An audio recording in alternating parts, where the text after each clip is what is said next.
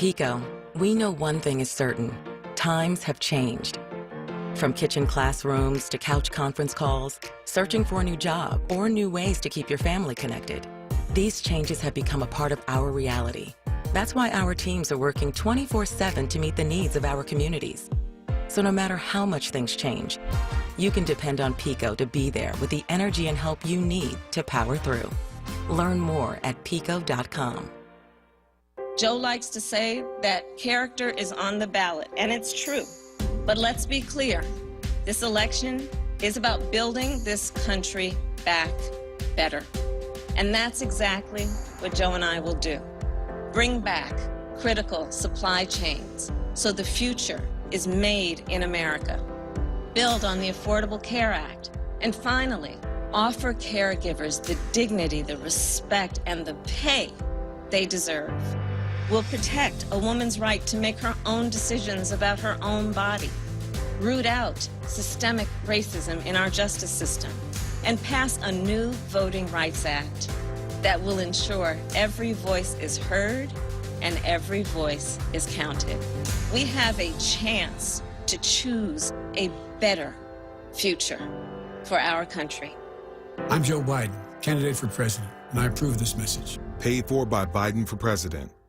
This is WURD Radio, 96.1 FM and 900 AM WURD Philadelphia. Black Talk Media. The views and opinions expressed by the guests, listeners, and hosts of any program on WURD Radio do not necessarily reflect those of ownership, management, or advertisers of this station.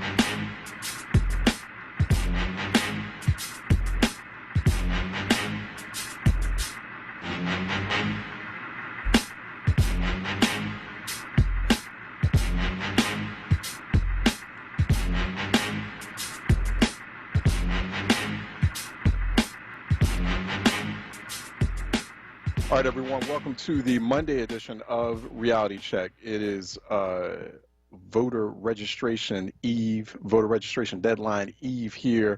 Actually, it is voter registration deadline today here on, because it was, yesterday was eve. Today is the day here on the home of Black Talk Media, WURD 96.1 FM, 900 AM. It is Reality Check. It's your daily dose of politics and public policy. On wordradio.com, WURD TV, WURD app as well. Check us out at facebook.com/4word if you're listening to us not just in Philly proper, but beyond the greater Philly area and also the Delaware Valley. I'm Charles Ellison. I'm your host, executive producer, also creator of Reality Check here on WURD. And you can catch me if you can on twitter.com @Ellison Report. So hope everyone is doing well, kept it safe over the weekend as best you could, had as desirable or enjoyable a weekend as you could definitely have. It's good to be back with you here on this Monday morning. Joining us at the top of the 10 o'clock hour, we have online with us special guest Larry Krasner, District Attorney of the City of Philadelphia. Go to phila.gov/district attorney for more on your local district attorney, your local prosecutor in the City of Philadelphia, also at DA_Larry Krasner or at PhilaDAO to reach that office directly. He joins us by phone. DA, how are you doing? I'm doing great, Mr. Ellison. How are you?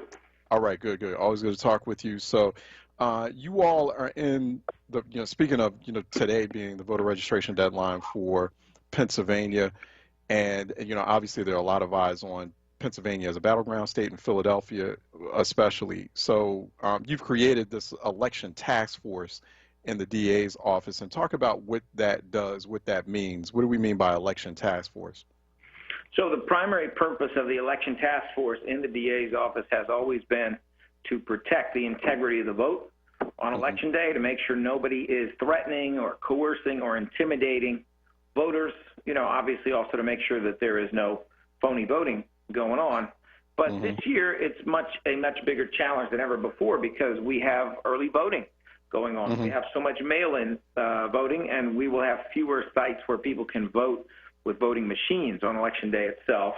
It's also a much bigger challenge because, for the first time in my life, and I'm almost 60 years old, we're dealing with a situation where you have a president who seems to be calling out white supremacists. And calling them out not only to suggest to them that they might want to do something around the vote, but to suggest to them that nobody should believe in the vote. We have the FBI giving us notifications that the Russian government is once again up to tricks in terms of trying to convince people that they can't rely on the count. So I don't care what party you're from. This is a democracy. We need to keep it a democracy, and it's an essential part of what we do in the DA's office of law enforcement to make sure that nobody steals our vote. Yeah, so are we getting any specific intelligence, or is Philadelphia getting any specific intelligence about, the potential for violence or about poll watchers, as they're called, from these various extremist groups, these white supremacist groups, white nationalist groups showing up at polling precincts in Philadelphia? Well, Mr. Ellison, I can tell you what I can tell you, and what I can tell you is encouraging. And that is that even though we have had a hotline, and I'll give you that number here, the hotline for any shenanigans at voting, whether it's early voting or on Election Day, is 215-686-9641. That goes straight to our office where we respond to it, working with our criminal justice partners. Even though that hotline has been up for quite some time during early voting, people are answering it during all hours of early voting, and we take messages in the evening and check them overnight. We've only had about 3 calls, and that's pretty good. On a normal election day, one that isn't as wild as this one, we might have 80 calls over the course of an election day. But the fact it's been this many days with only 3 calls, that is encouraging. I can tell you that we are encouraging all of our criminal justice partners and, some people outside of criminal justice to do the kind of social media investigation and other work that's necessary to gather intelligence about any plans people may have. We have a bigger than ever election task force. We have been, I'm happy to say, in close communication with the police commissioner herself, the Philadelphia Police Department, about coordinating our efforts for Election Day itself so that we are all ready.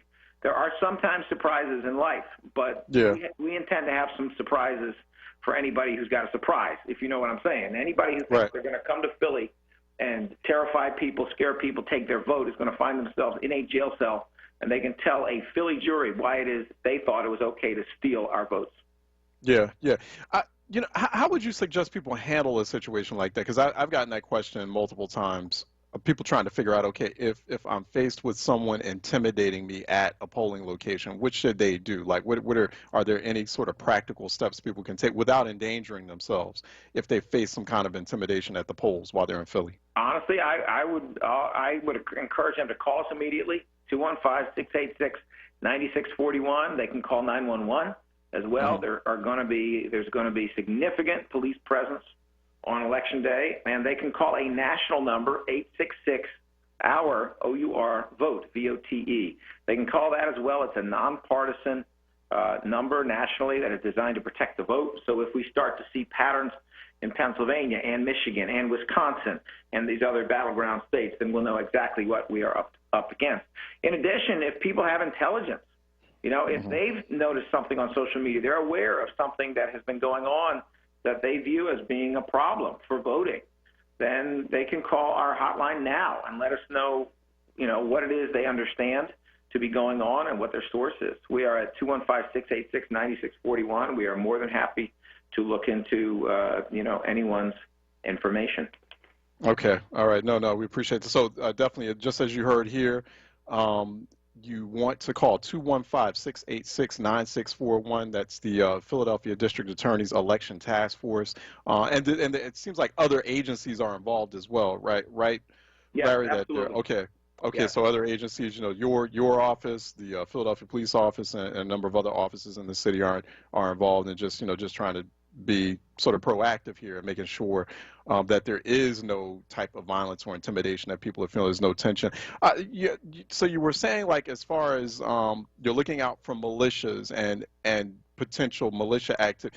I'm wondering, like, so if you're worried about militias, we're not getting even any public beyond what the president has been saying, and then obviously groups like the Proud Boys responding to that. We're not hearing of any other types of extremist groups.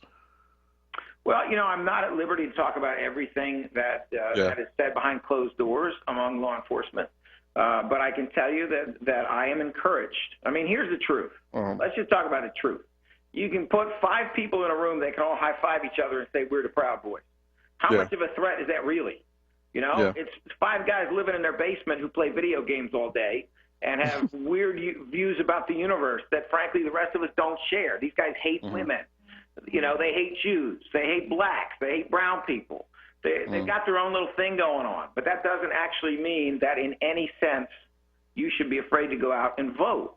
We are going to make sure that this democracy is preserved. It is not on the table that, a bunch of people get to end democracy because they like, the president with the weird-looking hair. It just isn't on the table. So we are here to protect it. And let me tell you something. When I say protect it, I mean we are to protect your vote if it is for Donald Trump, and we are here to protect your vote if it is for Joe Biden and Kamala Harris. We are here to protect your vote. But we all know by every indication where the threat of any sort of militia activity is coming from, it's coming out of the mouth of the President of the United States, it's coming from Russia, and it's coming from white supremacist groups, which represent the greatest domestic terror threat in the United States, according to the FBI. Yeah. Do we work, speaking of violence on Election Day, I know in Philadelphia, this is a question I've gotten from a few people in Philadelphia, people worried about with the level of current violence that's in the city. Do we worry about that violence spilling over into polling places, or people being outside and then in certain parts, some of the parts of the city where the violence is a lot more pronounced? Do we worry about that? Is that something that your office in collaboration with the Philadelphia Police Department is also preparing for? And how would you handle something like that if, like, because this is we're nearing 400 homicides in the city, and so I've had people ask me that, wonder about that, like, okay, can I go out? I'm afraid to go outside right now, as is in certain neighborhoods in Philadelphia, and if I decide that I want to go vote at a polling place, am I going to be safe when I go to that polling place? Well, we're always concerned about violence wherever it may happen in whatever form, but I can tell you I expect there to be a substantial police presence on Election Day. They'll be there for more than one reason, but obviously one of the reasons is to protect the vote. We have absolutely no reports, although there has been a way to vote in person for a few weeks now. We have absolutely no reports of any violence of that type going on at any of these satellite offices where they allow you to do early voting. So, I mean, yes, we have terrible concerns about the levels of shooting and homicides in Philadelphia, but we need not to lose sight of the fact that it's, on the data I'm seeing, the number of shootings is actually at or below where it was for 7 consecutive years when Lynn Abraham was the district attorney. Crime overall is down. Violent crime overall, which is a figure that includes things like rape, gunpoint robbery, aggravated assault without a gun, and also includes homicide plus shootings. Violent crime overall is also down. So, we just don't want to lose perspective here. The reality is that I believe that it is going to be safe. It's safe now, and it's going to continue to be safe to go and exercise your right to vote. And I encourage people, regardless of party, to get out there and do that. Yeah. On the while we got Larry Krasner here, we're talking with the District Attorney of Philadelphia, Larry Krasner, phila.gov/district attorney, 215-634-8065, 866-361-0900, in case you have a question. On the gun violence part, I'm going to be talking a little bit later on with the Center for American Progress, and they're talking about a blueprint for public safety. an Office of Neighborhood Safety model, something that they were picking up from Richmond, California. They had put it into play about 10 years ago, and they had some successes with that: violence interruption, mentorship programs, coordinating non-police response, things of that sort. Is this something we're exploring, or like that kind of unified approach in Philly? I'm wondering, because we had a lot of discussions last week, and so I just want to make sure that we're maintaining. People want to make sure we're maintaining that momentum in Philly, because one thing I noticed last week in all those discussions I had was this theme of unity, that this sense that people, different organizations and agencies and leaders need to unify around this issue of how to tackle violence. Yes, I mean, first of all, you're singing my language here. We have to move beyond the notion that if we just spend more money on jails and just spend more money on more police cars, that's going to solve it. We already know that is, obviously jails and policing play their part, but we can see from other cities and other locations there's been tremendous success with some non-law enforcement-led programs, or at least programs that incorporate it, like violence intervention, like violence interruption, like what's going on with the GRYD program in LA. So that sounds like wonderful stuff. Let me just say this, though, if I may, to connect these issues, because I'm not sure everybody sees a close connection between gun violence and voting. So here's the reality. You currently have a situation where the government is not bailing out big cities. They're bailing out big industry. They're bailing out, cruise ships and airplanes, and they're going to bail out the car industry, which they already did at different times, and we recognize the importance of that. But if you don't bail out the city of Philadelphia and Cleveland and St. Louis and Milwaukee, when they have had their tax revenues gutted by a pandemic that is not their fault, if you don't bail them out, then that means every anti-gun violence program that we have goes by the wayside. It means all the job programs that we have for young people, all of the life skills programs, all of the other ways that we intervene, even the budgets for, many of our law enforcement agencies get gutted. So make no mistake, it is essential to get out there and vote, because we can talk about programs all day long, Mr. Ellison, all day long. But if there's no funding for those programs, because we don't have the right leadership in the United States who can get some stuff through Congress and get it approved at the presidential level, then we're not going to get there. I mean, the truth is, in many ways, the most important things that you can do right now, and this also has to do with preventing violence in the long run. We're only a few weeks away from the election. Extremely important. You registered today. If you haven't, extremely important. You wear that mask because it keeps down the number of cases. It allows businesses to open up sooner and tax revenues to come in. And also extremely important that you vote for a government that's going to try to protect its people by protecting its cities. Mm-hmm. The other thing too is I wonder about because I know that your office has been driving this more holistic approach to how to tackle, and being that non-traditional, unconventional prosecutor, not just being a prosecutor. And so within that holistic approach, I know you've looked at, you have these like. You were having like more on-site pop-up locations, to provide like job opportunities or to help with people's job searches, particularly during the pandemic. I know that that's important. Like looking for, trying to kind of cut that violence off at the pass. I wonder about education, or about the level of coordination between your office and the Philadelphia School District, particularly with respect to literacy, because I don't think that that's something that the city has unpacked as aggressively, the high illiteracy rates, and that as a driver of violence in the city. That makes your job much harder. That makes Philadelphia Police Department's job much harder. It just makes it so much harder to just take care of violence and to mitigate it in Philly. Is that something is that relationship a little bit closer to kind of help figure out creative ways to reduce this violence? We are you raise an excellent point. First of all, what you were mentioning is what we call our one-stop job and resource hub, which we still do monthly. We have to do it on Zoom instead of going around the city to different, different gymnasiums and stuff. But we continue to do that, and anyone interested in some of the resources that are there for victims, that are there for, people coming out of jail, that are there for at-risk youth, anybody interested in that, we encourage you to check in on Zoom. It also has educational aspects to it. There are a lot of providers, a lot of employers who can assist with that, special programs to get financing, to be able to do classes at CCP or other places. So we think that's essential. we have been doing a ton of work in terms of juvenile justice, which of course brings us closer to school age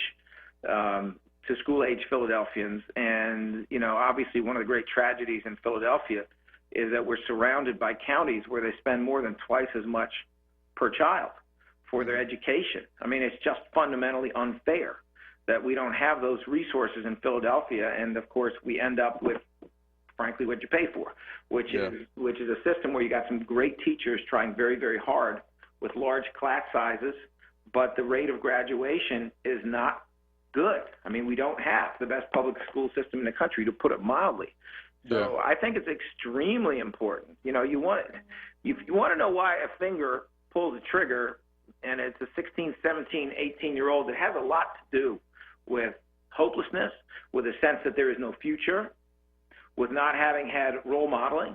It has a sense, you know, it has a lot to do with not having been able to read books that expand your horizons. Even if you're broke, at least your mind can travel in those books. I can think of very few things that are more important than the quality of education, the quality of literacy. Now, honestly, remember, our lane is pretty narrow. You know, our budget is not even 10% of the Philadelphia Police Department. It's a drop in the bucket of our educational budget in Philadelphia. But we are 100% behind the idea that some of this tremendous amount of money that we are actually saving with some of our policies should go towards education and should go towards literacy. All right. Talking with Philadelphia District Attorney Larry Krasner. Go to @DA_Larry Krasner. Also @PhilaDAO on social media. Joining us here on Reality Check. Really appreciate your time, DA, and I'm sure we'll be talking to you soon. I look forward to it. Thank you, Mr. Ellison. All right. Thank you. Take care. Let's take a break, and when we come back on the other side, we're supposed to be very shortly having a Pressing Matters National. We got Dr. G.S. Potter along with Professor Christian Sebastian Parker joining us next for Pressing Matters National here on Reality Check 96.1 FM, 900 AM, WURDradio.com, WURD TV, WURD app. Stay tuned. We'll be right back. Hi, I'm Dr. Heidi Seropoulos. If you're on Medicare, you should know that many Independence Blue Cross Medicare Advantage plans have a $0 copay for primary care physician visits and telemedicine medical doctor visits. All our plans have $0 in-network COVID-19 testing and treatment and the largest network of doctors and hospitals in our area. Call 833-848-0762 today. TTY-TDD 711. 24 hours a day, 7 days a week. Or visit us online at ibxmedicare.com/doctors. Independence Blue Cross offers Medicare Advantage plans with a Medicare contract. Enrollment in Independence Medicare Advantage plans depends upon contract renewal. Independence Blue Cross offers products through its subsidiaries Independence Hospital Indemnity Plan, Keystone Health Plan East, and QCC Insurance Company, independent licensees of the Blue Cross and Blue Shield Association. Hi, my name is Dr. Blake. If you're out there with residual baby fat and you want that waistline back, Smart Lipo Laser is for you at Blake GI Med Spa Services. It is affordable, minimally invasive, minimum discomfort, minimum downtime, and no loose skin. You will see results in 24 hours. Give us a call at Blake GI Med Spa Services today, 215-849-4902. Everyone has a different journey to their vote, but we all take the same steps. If you want to vote, register by October 19th. If you want to vote by mail, apply now and mail your ballot back as early as possible, before November 3rd. Or bring it to a satellite election office. If you want to vote in person, go to your polling location on November 3rd. However you want to vote, we'll help you find the way. Visit PhiladelphiaVotes.com. He's back. This is Reverend Al Sharpton. Keeping it real with the Reverend Al Sharpton. In times like these, we have to stay connected. At a brand new time. Monday through Thursday, 9 p.m. till midnight. I'm excited that Keeping It Real returns to WURD. Keeping it real. With the Reverend Al Sharpton. Monday through Thursday, 9 p.m. till midnight. This program is pre-recorded. No phone calls, please. Keep it locked to WURD 96.1 FM, 900 AM, WURDradio.com. Jefferson Health offers no-cost COVID-19 testing at St. Raymond of Pinafort Church. Testing is on Thursdays and Saturdays. For testing hours and more information, call 1-833-533-3463. Reality Check with Charles Ellison right now on WURD Radio and WURDradio.com. All right, welcome back to Reality Check. We're going into Pressing Matters National. Scheduled to join us is Dr. G.S. Potter, our regular contributor, also contributing editor for the B-Note. Go to thebnote.com. Also, Christian Sebastian Parker is a professor of political science at the University of Washington. We don't have him online yet, so as soon as we have him, we'll bring him on. But we'll just start with Dr. Potter, who is back here on Reality Check. Dr. Potter, what's good? Hey, not too much these days. How are you doing? All right. Good to hear your voice. All right. Hopefully all is well.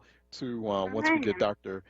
Parker, we'll bring him on. But we'll just start out with you. So 2 weeks out, where do you see things headed in this particular election? You're in Pennsylvania now. You're on the east side with us, and so how do you see things playing out?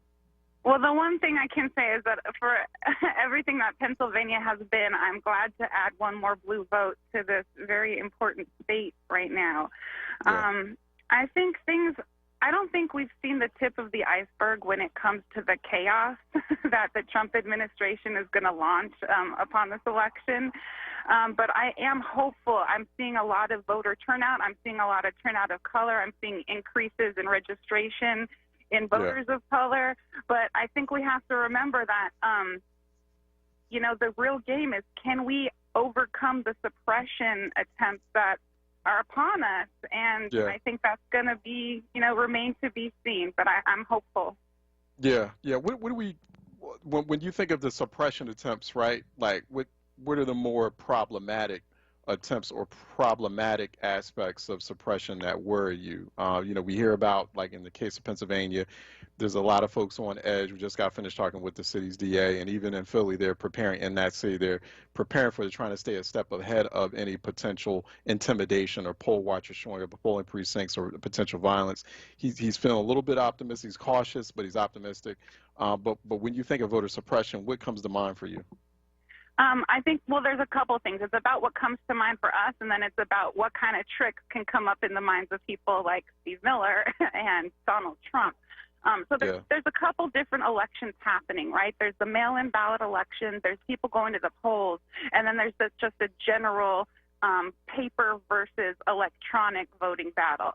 I think we've completely lost sight of the voting machines. We haven't really even talked about them, and they were a huge problem in the 2016 election, and I don't think that problem in any way has gone away. And we're already seeing kind of crazy things, like out of Florida, there was just a report that their voting machines are hackable. In Georgia, we have a problem where that if they have a problem with the voting machines, which they are having, or if they go out somehow, there's not enough paper backup to meet the demand. Then in Texas, we have things like a poll worker was tested positive for COVID, so they shut down the polling place.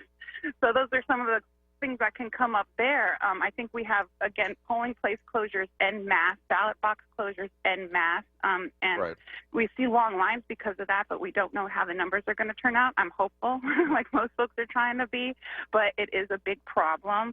And then, we see other things like, just general disinformation and the threat of white supremacists and other quote-unquote poll watchers. And, we overlook this because we're so focused on poll watchers, but the threat of ICE being out to target Latino voters also. So we have a lot of different fear and disinformation campaigns. And can we overwhelm them? I hope so, but I don't know. Yeah, that's what I wonder about. We spent so much time, you got to talk about the mail-in ballots, but then you have the president spending so much time disparaging mail-in ballots, and even though he does it himself and his family's doing it, but he spent so much time having a conversation about that, didn't spend enough time, at least in the larger public discourse, having a conversation about the voting machines. I mean, we would have that every week here on Reality Check. We have Jennifer Cohn, the election security advocate. She comes on here, and just all she's talking about is those machines, those voting machines, and the lack of paper trail on that, and just trying to encourage people to rely on that to ask for paper ballots ask for paper verification, and providing those sorts of tips. So it's just a real problem here. We're talking with Dr. G.S. Potter, a regular contributor here on Reality Check on WURD, also contributing editor for the B Note. Actually, check out her most recent piece in the B Note, THEBE note.com, a very thoughtful piece called "The Mao of Trump," comparing President Trump to former communist leader or communist, who was the father of communist China, Mao Zedong. And you found some striking similarities. Real quick, go over that because I don't know if we're going to get Christian Parker. I'm not sure. But we got you. That's okay. Go ahead and talk with us about that. The Mao of Trump. Why were you making comparisons between the American president now and the father, the one who started the communist revolution in China? Well, one of the things I've been looking into a lot is the relationship between Trump and people that are actively working against us, like not only Russia, but also China. And if you look at how they approach strategy, they approach it in a very narrative fashion. Events matter. Reconstructing history matters. Reconstructing events matters. Using tactics that were done in different battles again and reframing them for the future. That's something that's really important to Eastern strategists. So a lot of the things I'm seeing today coming out of the Trump administration belong to narratives that are very solidified in Eastern strategists' minds. So if I was trying to think of how, if China, let's say, were to put a president in power, a puppet government in power, what would that look like? And one of the things that it would look like is that they would want that person to make the same mistakes that have been made in the past. And Mao made a lot of mistakes, a lot of very visible mistakes. A lot of people don't know, in the 1950s, China was trying to industrialize. They had not industrialized yet. And their process of industrialization actually killed 20 million people. And it did because of a lot of the same reasons that Trump is killing people right now. For example, one of the things that happened under communism, under Mao, is that they took away all private property. And they formed these huge communes, like 25,000 communes with like 5,000 households apiece. We're all living together forcibly on these communes. And one of the things that the Communist Party told them to do was they told them, you're going to make steel, because that was a big part of industrialization. But the thing is, to make real high-quality steel, you need heavy industrial equipment, and that takes money. And the Chinese didn't have money. They had human labor. So they sent all these they built all these furnaces and started burning all the trees down in the area and burning down doorknobs and nails and all this crazy stuff trying to make steel, but it never made steel. It just made this really weird pig metal. And while they were out doing that, they forgot to get their crops, or they weren't able to get their crops. And that caused a lot of people to starve because, you know, in China, they had local politicians reporting back to the central government, and they say, yeah, sure, let's say we got 100 apples, we're good. Well, part of communism meant that 30% of those apples went to the centralized government. Well, if they only had 50 apples, but they didn't want to make Mao mad, kind of like, you know, DeSantis and the governors that are Republican don't want to make Trump mad, so they're misreporting COVID numbers. In China, they misreported how much food they had, and that caused people to starve. So disinformation campaigns are really important when it comes to tyranny. So one of the comparisons is that the misrepresentation of numbers killed people in China, kind of like how it's killing people here today, and that it didn't really matter that people weren't making actual steel, that they were making metal. What mattered is that Mao could control the population. So it doesn't matter that masks can save people. That's not the point. The point is he can weaponize masks just like Mao weaponized steel. So I think history has a lot to teach us about the evolution and the repeat of mistakes of different tyrannical governments and possibly even puppet governments that are installed to make predictable mistakes that will lead to devastation that we know will happen. Wow. Yeah, I mean, those historical parallels are just so important. I'm going to go ahead and open up the phone lines here, GS, because I'm not sure. It's been about 10 minutes. We haven't gotten Dr. Christian Sebastian Parker, a political scientist at University of Washington out in Seattle. So wonder if there's a time zone. I think this is the second time this has happened. We have this like time zone difference because it's out West Coast, and I think it might throw them off a little bit. But do you mind if I bring up one more parallel real quick, Sal? Sure, absolutely. Go ahead. You know, one of the things, so again, the people that were up against like white nationalists, Eastern strategists, they use a real narrative form of strategy. So it's kind of interesting when you see stories happen here or anywhere, actually, you can kind of trace back to who originated the strategy through that kind of almost strategic accent, if you will, of how that strategy is being performed. So one of the things that I would look out for the election is the Reichstag fire. Hitler was able to gain power because right before the election, he started a fake fire. I mean, history goes and says, we don't know who started the fire, but I think we could be pretty sure that the Nazis started the fire. They blamed it on the opponent and then used it as an excuse to enact a law that would take away all the rights of the citizens. After that, that was used to enact another law that basically took away all the other governmental powers and made it a dictatorship for Hitler in Germany. So I would expect a Reichstag fire to happen, maybe a November surprise, where something around habeas corpus or giving Trump the power to somehow interfere with the election directly, I would still be on the lookout for that. Like maybe that's a level of conspiracy theory or things that are too far out there, but I think there is that historical comparison. We are dealing with white nationalists, and anything can happen in 2020. So it's just best to prepare for anything. Yeah, that's very interesting. I mean, you know, people have been making those historical parallels between the Trump administration, how the Trump administration, how it operates, and also, you know, what happened with the Third Reich, how the Third Reich came about in 1930s Germany, and so, you know, that's definitely something we have to we got to be wary of. We have to watch out for. We're talking with G.S. Potter. We're going to open up the phone lines. We're going to keep it to 11. We've got. Let me see. We got a few callers already. So let me, before we go to break, let me take on. I believe this is Spread Love. That's who we call them. Spread Love, calling us for a reality check with Dr. G.S. Potter. Spread, what's happening? God bless, Brother Charles. How you making out, family? All right. What's happening? All right. Give thanks as always. Thanks for your work and your show. God bless, Dr. G.S. Potter. How you making out today? Hanging in there. Hope you're well. Okay, God bless. May we work to see you get better and get it together, and all the victims, our hearts are with them. God bless our brother Jordan on the boards, always doing an amazing job, WRD family. And I got a couple points I wanted to bring up real quick, if that's all right. Sure, go ahead. Thank you.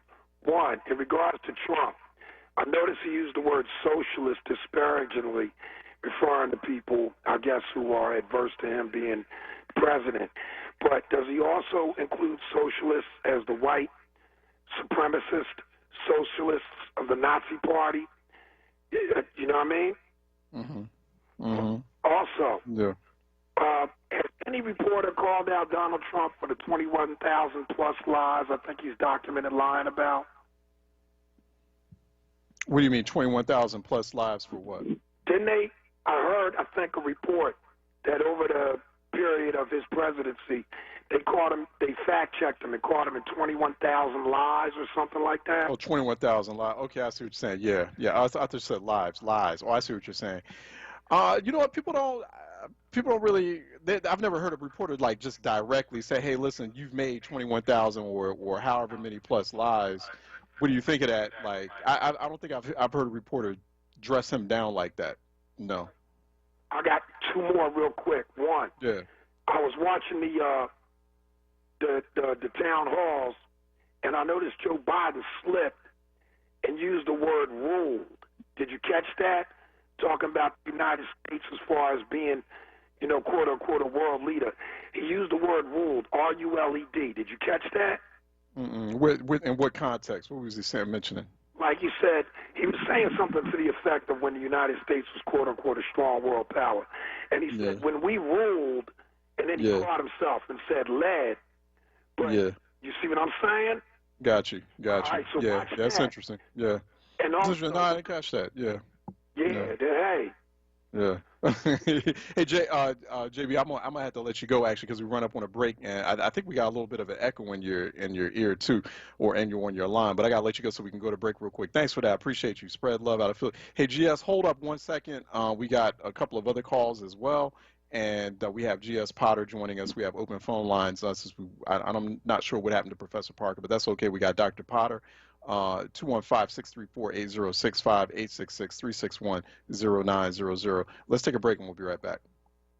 Donald Trump hasn't grown into the job because he can't. And the consequences of that failure are severe. Millions of jobs gone, while those at the top taken more than ever. Our worst impulses unleashed, and our democratic institutions threatened like never before. We need a leader ready for the job. Joe Biden. Make a plan to vote. Our lives depend on it. Paid for by Ask Me People, which is responsible for the content of this ad. AskMePeople.org. Not authorized by any candidate or candidates committee. Hey, WURD family. Our friends at Amoroso's Baking Company are hiring right now. Amoroso's has been baking the delicious bread in our community for over 100 years, and they want you to join their team today. The old and the young love Amoroso's, and they are hiring right now. Check it out. They offer fair pay and provide health, dental, and prescription plans after 90 days employment. Call 856-754-0355 or visit amorososbaking.com for details. Smith Play John is a new kids TV show produced by Smith Memorial Playground. Tune in Wednesdays at 3 p.m. on Comcast, Verizon, or phillycam.org for at-home play breaks, music time, story time, and to share your John. Details at smithplayground.org. Joe likes to say that character is on the ballot, and it's true. But let's be clear. This election is about building this country back better. And that's exactly what Joe and I will do. Bring back critical supply chains so the future is made in America. Build on the Affordable Care Act. And finally, offer caregivers the dignity, the respect, and the pay they deserve. We'll protect a woman's right to make her own decisions about her own body. Root out systemic racism in our justice system. And pass a new Voting Rights Act that will ensure every voice is heard and every voice is counted. We have a chance to choose a better future for our country. I'm Joe Biden, candidate for president, and I approve this message. Paid for by Biden for president. Reverend Tyler, with November 3rd around the corner, do you know how you'll be voting this year? Dr. Callahan, I requested my mail-in ballot, and I'm returning it the day it comes in the mail. That's perfect, because we can't leave anything to chance this year. Already received your mail-in ballot? You're just a few simple steps away from turning your mailbox into a ballot box. Here's how. After selecting your candidates, place your marked ballot into the small secrecy envelope and seal it. It's a 2-envelope process, so then you'll place the small secrecy envelope into the larger one. Make sure to seal that one too. Sign and date it, and then it's as simple as dropping it in your mailbox, no postage necessary, or returning it to your county election office. And if you still want to sign up to vote by mail or find out where to drop off your mail-in ballot, visit votespa.com. I'm not waiting until November 3rd. I'm returning my mail-in ballot the day it comes in the mail. Or you can return your ballot to your county election office. I've got my plan. Make your plan to vote today. Paid for by Power Interfaith. Reality Check with Charles Ellison right now on WURD Radio and WURDradio.com. All right, welcome back to Reality Check. We got Dr. G.S. Potter on with us for Pressing Matters National Session. Phone lines are open, 215-634-8065, toll free, 866-361-0900. Let me go to A out of West Philly calling in for a Reality Check conversation with G.S. Potter. A, what's good? Hey, how are you doing, Dr. G.S. Potter and Ellison? Listen, I really appreciate your energy in regards to talking about tyranny, which in turn talks about a tyrant, in which, like I talk about, is a dictator. And I mentioned that before, and I'm calling Thanos 45. And so, with your grace and your time, I'll be able to go through these things. And between now and tonight at 12 o'clock, you have a whole lot of people who voted, a whole lot of people like you and I who are registered and voted. We need to look for anybody who is not registered, 18 18 to 22 now, anybody who's not registered, and take them to their phones and have them, everybody has a cell phone, take them to their phones and get them registered. It is the easiest thing that we can do to get them registered between now and 12 o'clock tonight. And don't believe the fake news like we're winning. That's it. We got the term fake news from him. He gave us the term fake news. And yes, he's spinning that. You're winning. And you have people, and if you need to go watch a movie, somebody said they want to watch a movie now, go watch Black Panther. You don't want people to be confused, well, this is the reason why I can stay home, because we've already won. And we know that's propaganda right there. We know that's part of the game. And so the next thing is that everybody needs to stand up and fight against Thanos 45. We have to stand up. There are people who are confused.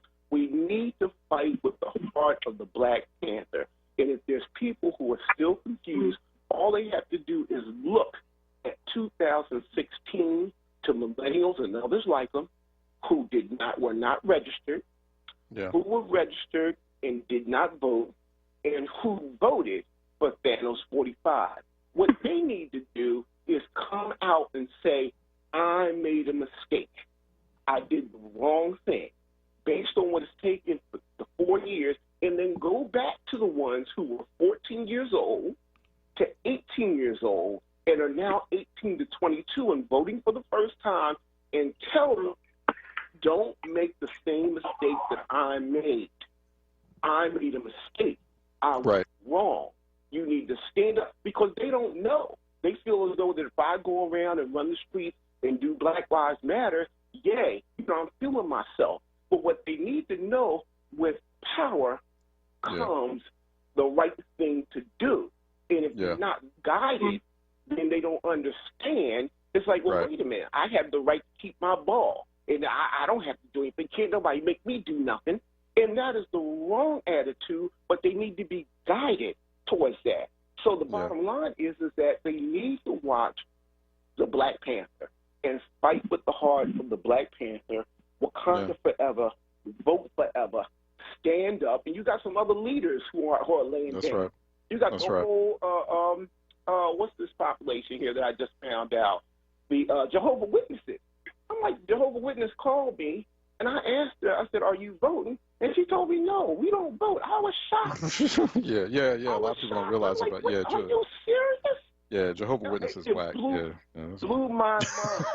And if there's a leader out there that there's got to be a man that told them that they shouldn't vote. And she tried to tell me, it's like she was mad about how they were treated over there in Russia.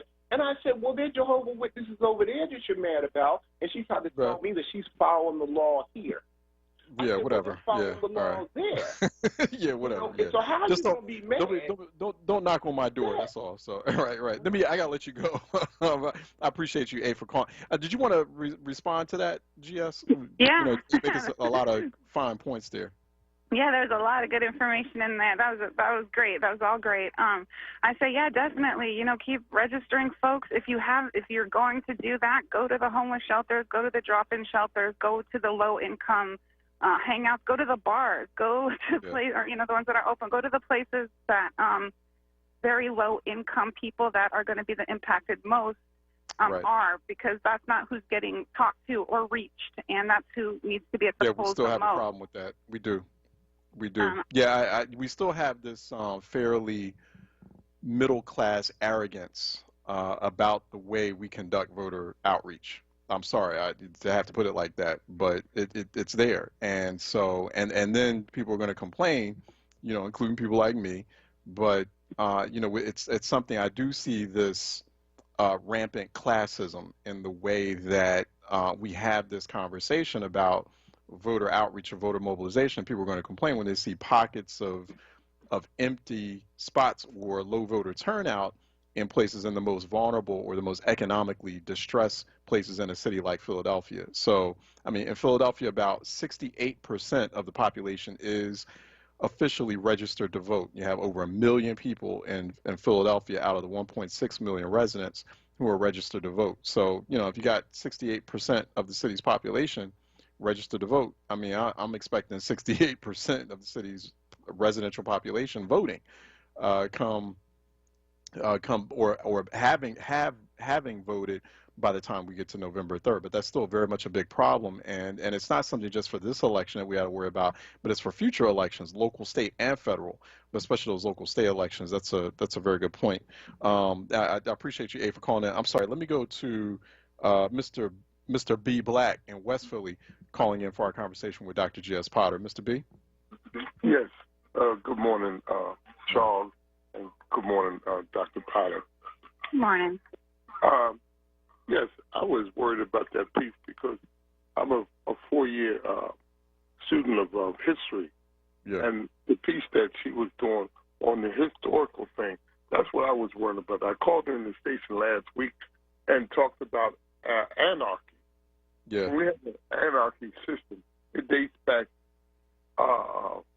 centuries, actually.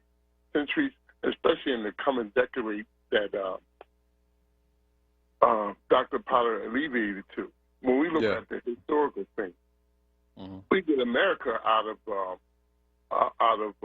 the shambles of a torn down government from all over the world. And when you mention China and things like that, we have to look at the historical piece that our country was broken through wars, through poverty, through the things. Now, when we fast forward here, we're dealing with a pandemic. When a pandemic comes in, all the world is affected by a pandemic. Yeah. How could we not miss that and not shaping our government? If he let China will them into things that he didn't foresee, and he bracketed in his country men or women, and not letting us know things. That's anarchy at its best. Yeah. Because how do you hide a thing like that? How do you hide a pandemic? Yeah. Can't hide it. Yeah. You couldn't hide it. You know what I mean? Yeah. And the president wielding that power of the first chief commander has to do it. It's hands on. He has to do it. Let me and Mr. B, thanks for calling out. I appreciate that question. I want to give Dr. Potter a chance to respond to that before we bring on our next caller. Go ahead, Dr. Potter. You know, I think that there's a difference between identity politics and the evolution of history, and they intersect, and where they intersect is policy. And policy doesn't just happen. It happens because people on one side or people on multiple sides are battling people on multiple other sides. So it's not, you know, my background is in deception theory. I've studied military deception theory for my PhD. And it's not so much about the deception itself, although that is important. It's about your ability to counter it. So we have to counter a deception without control right now. Hopefully that'll change in a couple of weeks. But without control of the Senate, without control of the White House, without the courts in a lot of cases, with policies that were there to help us that, you know, are the byproduct of historical narratives and battles, with those being gone now. So I think it's important, it's very important that we identify the deception, but it is equally, if not more so important, to develop actual strategies, not just replaying things that we've done before, like throwing wild protests out there for no reason with no end goal in sight, but to actually develop actual strategies to counter that and implement them properly. And that's just not what we're organized for right now. I don't know if we can, Dr. Potter. We have like a little bit of open time after the break. I don't know if are you able to hang on with us till about 11:20? How's your schedule look? Yeah, it'd be my pleasure. Okay, so and I got another call. I got Maurice out of Southwest. Maurice, stand by for just a moment. I want to make sure like we get your full comment or your full question. I know Maurice has probably got a good couple of questions, and then I want to make sure I get a good healthy response from Dr. G.S. Potter. So we're going to extend Pressing Matters National a bit. Got a little bit of open time past 11 a.m. Here on Reality Check, and 215-634-8065. Toll free, it is 866-361-0900. Phone lines are open as we head into the 11 o'clock hour here on Reality Check Monday. 215-634-8065. Toll free, 866-361-0900. The time is 10:55 and the temperature is 62 degrees in Philadelphia. And this is brought to you by the Beach Companies with 30 years of serving the community. Check out their website for the free Black Business Directory and their Community Resources Directory at beachcompanies.com. All right, let's take a quick break here from Pressing Matters Reality Check, and then when we come back on the other side, we'll take Maurice out of Southwest. Other callers, 215-634-8065, toll free, 866-361-0900. We still have Dr. G.S. Potter on with us here on Reality Check Monday. Let's take a break and we'll be right back. Joe likes to say that character is on the ballot, and it's true. But let's be clear, this election is about building this country back better. And that's exactly what Joe and I will do. Bring back critical supply chains so the future is made in America. Build on the Affordable Care Act. And finally, offer caregivers the dignity, the respect, and the pay they deserve.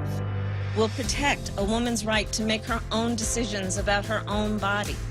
Root out systemic racism in our justice system, and pass a new Voting Rights Act that will ensure every voice is heard and every voice is counted. We have a chance to choose a better future for our country. I'm Joe Biden, candidate for president, and I approve this message. Paid for by Biden for president. Everyone's journey to their vote is different, but they all share the same first step. If you want your voice to be heard on Election Day this November 3rd, you must be registered to vote. It's easy, and there are lots of ways to register. You can do it in person, online, or by mail, but you have to do it by October 19th. To learn more about how to register and to make a plan to vote, visit PhiladelphiaVotes.com. However you want to vote, we'll help you find the way. What's up, Philly? It's Solomon Jones. The school year is underway, but never before has that experience come in so many shapes and sizes. Is the education of your child being left to a smattering of clumsy, in-person, and virtual instruction? The COVID-19 crisis has created a market for untested virtual teaching models lacking true credibility. Maybe it's time to reconsider and check out Commonwealth Charter Academy. Here are the benefits to your family. 1. An online education provided at no cost to you, complete with laptop, headset, and help with internet access. 2. Partnership with the market leader in cyber education with a nearly 20-year track record of world-class learning. 3. Delivery of a safe, reliable, and comfortable education experience over the internet directly to the confines of your living room. Visit ccaeducate.me today and discover the gold standard of cyber education. That's ccaeducate.me.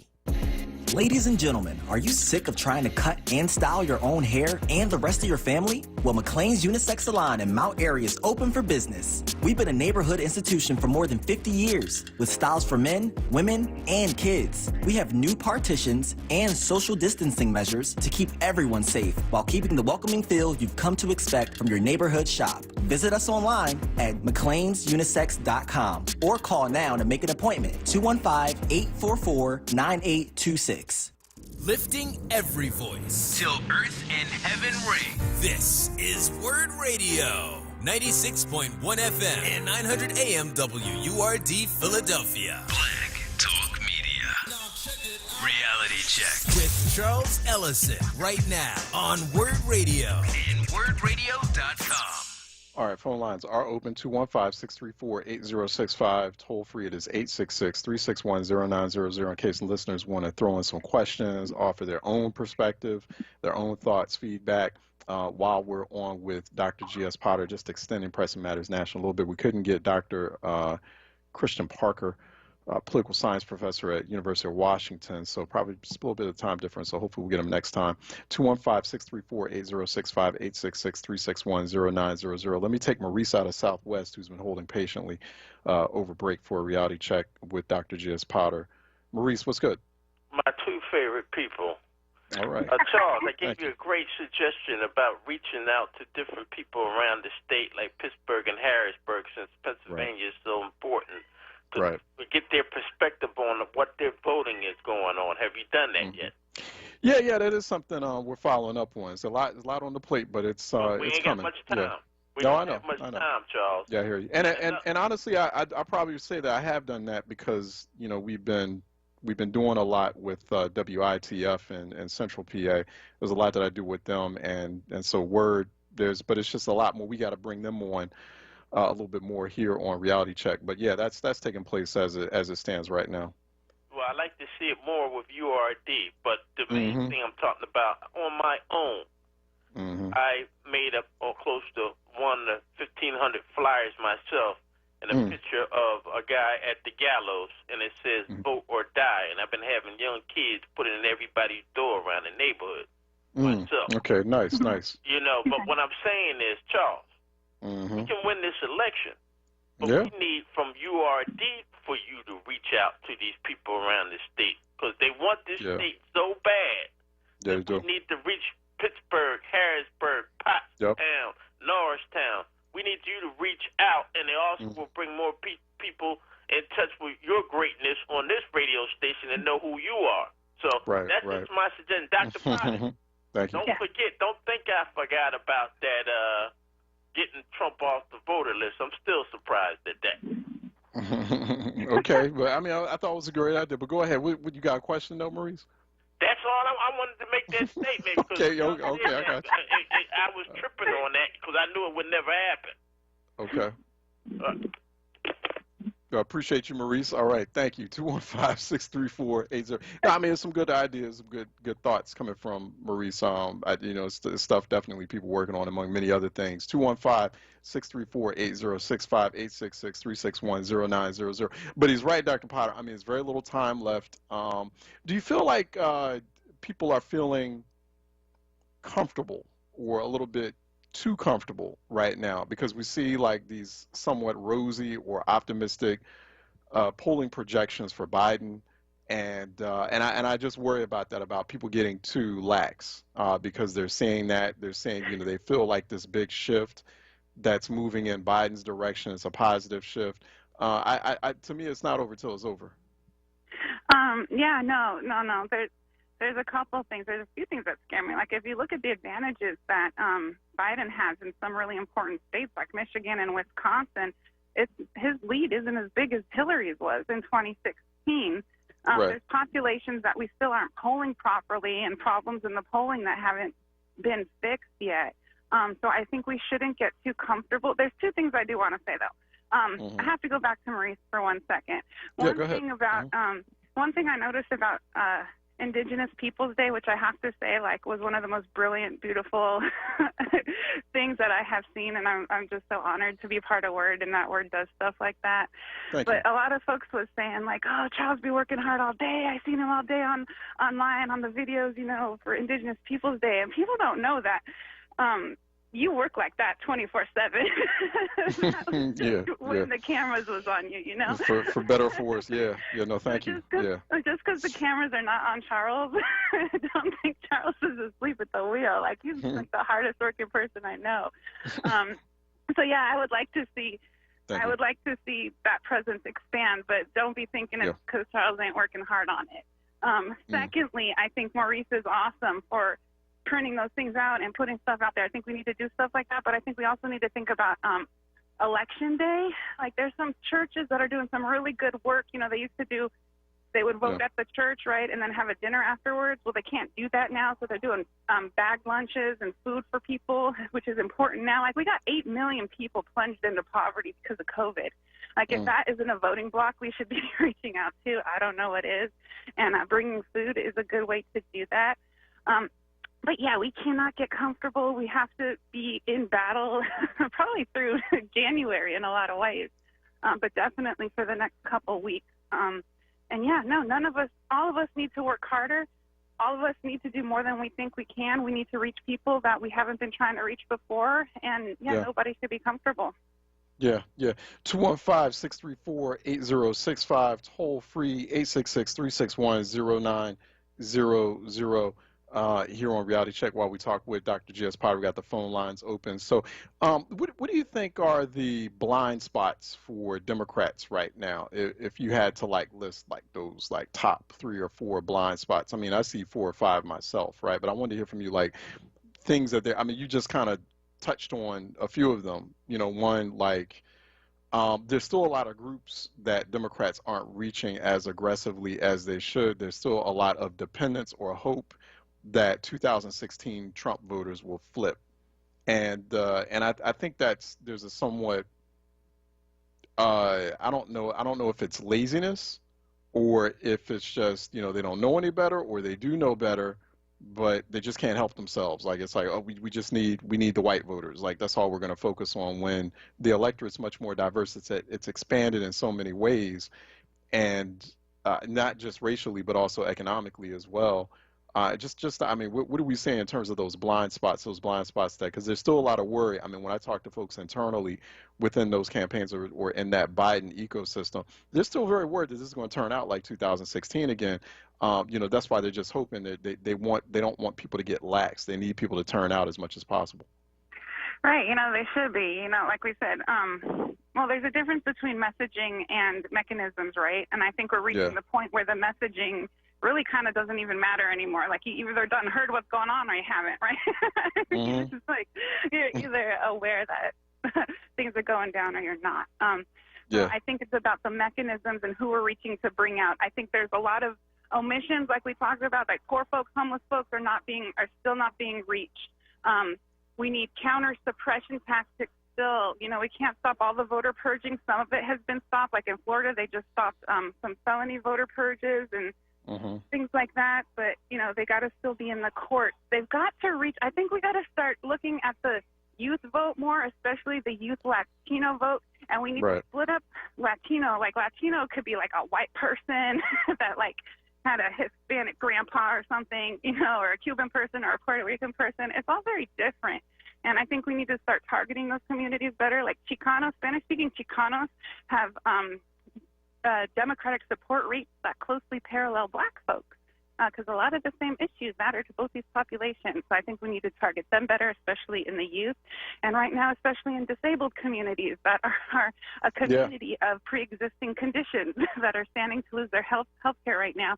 And actually, in a lot of states, especially with increased mail-in voters, that this community is getting a chance to vote like it has not before, because they can't stand out, a lot of them, in four-day lines waiting to vote. So that's another community that needs to be messaged hard. But again, all these communities are disproportionately represented in low-income populations. And we're still not good at reaching folks that aren't on social media all day, or watching CBS, or sitting in their middle-class living room having a debate about whether their kid's going to a safe college this year or not, or play college football. So we can find those populations, and we have them. We have more voters to bring out, because that's what it's about, right? It's about bringing out the non-voters, but getting the mechanisms in place to actually talk to them and get them to the polls. We're still struggling there. Yeah, we still are struggling there, and it's hard work. I get it, and that's why I suspect I'm speculating here. There's a little bit of laziness, because Biden campaign's got a lot of money to do it, and you got more money now. They're flush with money. Democrats are flush with money this election season. So I mean, the money's there to do it in all sorts of dramatic and creative ways. But I know it's hard work. It's hard work going into certain areas, going into certain distressed spots of a city or a metropolitan area, and people are dealing with crises every day. Like this crisis that we're dealing with, this political crisis, to them, from their perspective, they're like, oh, I'll talk to you about a crisis. Like I barely had enough money to buy groceries today, or I couldn't make my rent today, or like my kids got asthma, my child has asthma, and I couldn't get like the right kind of prescription medicine. I didn't have enough money for that, so on and so forth. Those crises just pile up one after the other. So the last thing on their mind is voting. And so that just takes a lot of work, a lot of intentionality, and a lot of work to try to get those, particularly like those low-income, vulnerable, or distressed populations on board to participate in that kind of franchise. So I understand, I get it, but it's work that has to be done. Let me go to Sadie out of Sharon Hill, who's calling in for a Reality Check, our Monday Reality Check conversation with Dr. G.S. Potter here. Sadie? Yes, good morning. Yeah, good morning. I just wanted to say that, I've been following this since kind of like day one, and I just wonder how many people, I know a lot of them are paying attention to the down ballot races, and they speak in terms of, even though, let's say, Joe Biden does win the presidency, if you still got, a Republican Senate, then, how are things going to turn out? And I think that if people, it can really be overwhelming if you're constantly bombarded with the election 24/7. But, I find it a little overwhelming because I bombard myself with that because I'm trying to listen and make decisions about so many different things. But with really listening to WURD, and all the different hosts, I heard on one show where there is a group that we don't hear about on regular television that has, what you call different avenues all over the country, and they have them in different places. And it's a positive thing, but oftentimes I think we can be overwhelmed with saying that, okay, well, he's catching up, or this is happening, or that is happening. And depending on your frame of mind, it can kind of get you down. Oh, gosh, we were here before. Is this going to happen again? Yeah. But on the positive side, if you just think in terms of there are people out there we don't know about, we don't even hear about, in my opinion, unless it's on WURD, about what's going on. We know about Souls to the Polls. That's happening in Texas, and it's happening in Georgia and a lot of other places. So it's the balance, I think. I think we need to kind of try and balance things out and just don't continually get, bombarded with all of the news that says, oh, Trump is catching up, that kind of thing. And kind of move it around a bit, I guess, is what I'm trying to say. But I think those down ballot races are crucial, and we need to pay attention to what's going on, I think, here in the state of Pennsylvania, with the down ballot races. I see a lot of these ads on TV. So that was my comment. That's just what I wanted to say. That's kind of where I am right now. Yeah, no, I appreciate you for saying that, Sadie, because those down ballot races are important. In Pennsylvania, Pennsylvania is not just a battleground for the presidential election, but there's state legislative races that we haven't gotten that much of an opportunity to talk about as much as I would have liked on, because there's, obviously there's a whole lot of games that are being played as far as the presidential election in Pennsylvania could be the decisive state for this election when it all comes down to it. Depending on how all the numbers play out, but that's what people are bracing for. It's definitely one of the most important states on a short list of battleground states, but we haven't been paying a whole lot of attention to those down ballot states, and particularly 2020 Pennsylvania state legislative races. Go ahead, Dr. Potter, if you want to speak to that a little bit. Yeah, when I was a pup, I started in local organizing in San Francisco, organizing homeless folks. So I really believe in the power of local voting. I think this was a failure of the Democratic Party in a lot of ways, that, we see the Republicans having from local to state to national a united agenda with everybody pushing it through. And we don't see that from the Democrats. It would have been nice to see every Democratic locality try to push through an increase in minimum wage that they could have pointed to, or they could have had their own kind of criminal justice reform initiatives being brought at the local level. But yeah, I think the key to talking to folks about issues at the local level is to meet policy where their pocketbook is, or real life things, instead of being we're the Democrats, we're going to make education better, we're going to clean up the streets, blah, blah, blah. Let's get specific. I can't afford my rent. Okay, well, I'm a Democrat. I'm going to put up, in California we have propositions. Proposition 214, we're going to make this proposition say we're going to have a rent control. We're going to do this, we're going to do that, and actually have specific policy initiatives and concessions. It's like organizing in the black community at the national level. We say, well, folks aren't just going to show up to the polls because you're a Democrat and you tell us to and you say some fancy words. You got to put some policies behind it. It's the same for poor folks. It's the same for poor communities of color at the local level. And I think that's a lot of why folks are not coming out, not just because they're not being reached, but when they're reached, it's just for lip service. There's no actual meat and potatoes to back it up. So, yeah, I think at the local level we need to work on that. We don't have time, clearly, before this next election, but there are things that matter to people that we can talk to them about, you want a DA, you want to have criminal justice reform, you want to have safer streets. Well, these are the people you need to elect. If you want to have these kind of policies go through, well, this is the mayor that's actually going to do it. Do you want to have this happen? Well, this is the county controller. This is how that system works. And we need to, wherever we can, do the education to connect people with the processes that affect their lives. But with such short time, maybe just pick one issue. Be like, what's the thing that's hurting you most now? Let's see where people stand. Well, this guy's going to make it hurt more. This guy's going to make it hurt less. Let's figure this out together. No, absolutely. So, we have to, those state, thanks for that question too, Sadie, that comment on those down ballot elections. I mean, right now, we have, both the Pennsylvania State Senate and the Pennsylvania State House. They are contested. So you have currently Democrats have about 21 seats in the Pennsylvania State Senate versus Republicans 28 seats. So there's like a 7-seat difference. There's one independent, but there's about a 7-seat difference between Democrats and Republicans in the state Senate. And so all those seats are right now are, well, most of them, because there's some that are uncontested. Some of the incumbents in these seats, like in the Philly area, for example, you have a lot of state senators who are pretty much, safe, and they don't have any challengers.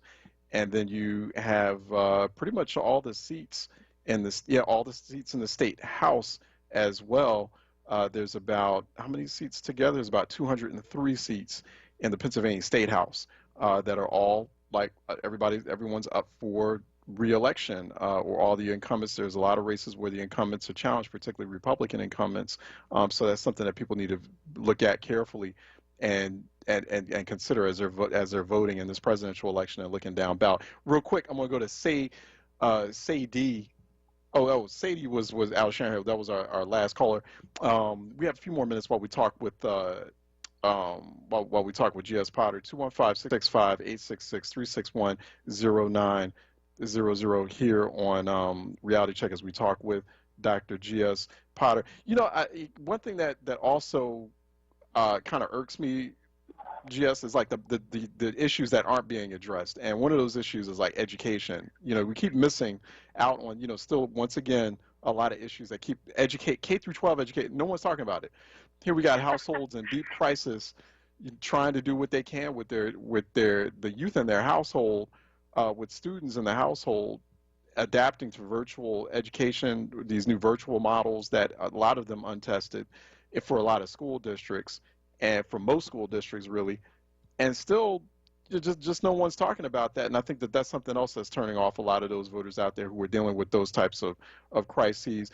Did you want to say something? I really want to get your thoughts too on, there was a lot of tension and a lot of conversation last week about black men voters, and particularly with what was happening with there was a few interviews with Ice Cube, and I didn't touch on it too much on this program last week because just like that's not his lane. And to me it just wasn't as important as it needed to be. But I just want to get your final thoughts on that, about this debate over black men voters and what that means. We do see a concerning level still of black non-voters in this election, but there was a lot of emphasis and a lot of vitriol, especially I saw on social media, regarding black male voters, particularly since it came out that Ice Cube was pretty much it felt like was collaborating with the Trump campaign. Go ahead, GS. Oh, you mean Ice Cube? That works with Killer Mike? Oh my gosh, I can't imagine them trying to split the vote. Gosh. Yeah, if I have one more celebrity acting like a political analyst, I'm going to lose my mind. I think that there's a huge effort to split the black vote. This is just one of the other tactics in there. There is somewhat of a divide. There always has been. And if we look at this administration, we can kind of see why. Like, black women are at the forefront of knowledge right now. Like, they have positions on the front lines. They're in healthcare. They're in education. They're at the front lines of criminal justice. Like, of course, they're going to know what's up, number one. Men also still benefit from participating in the quote-unquote patriarchy. They can get a lot more benefit from a Republican administration than a woman can, no matter what color you are. So there's, little reasons we're going to see little differences between black men and black women in terms of the voting bloc. But I really think this is just another one of those last-ditch attempts to kind of split the vote. Don't fall for the trap. Don't believe the hype. Like, divide and conquer. Right. Free-thinking Kanye rappers they keep pulling out, like, leave them for the Breakfast Club. Like, we don't need that. So because one thing I noticed that's an interesting point. Like what I noticed in this video, this like it was a solo video that kind of started the whole, or sparked more of the controversy. This video that went viral of Ice Cube, and he's explaining like he talked to both campaigns, and he couldn't even say Kamala Harris's full name. I noticed that, like, he was, Joe Biden, and when he got to her, there was a certain bit of rancor in his voice when he got. I noticed that. I don't know if anyone else noticed that. I noticed it when I watched that video. But first of all, he was high. He was high. It was like, no one told him, hey, listen, like, don't do that. Like, after you, that's fine if you want to relax. You got your own way to relax, but I would highly advise you not do this soon after you've, had an opportunity to, to lounge back a little bit.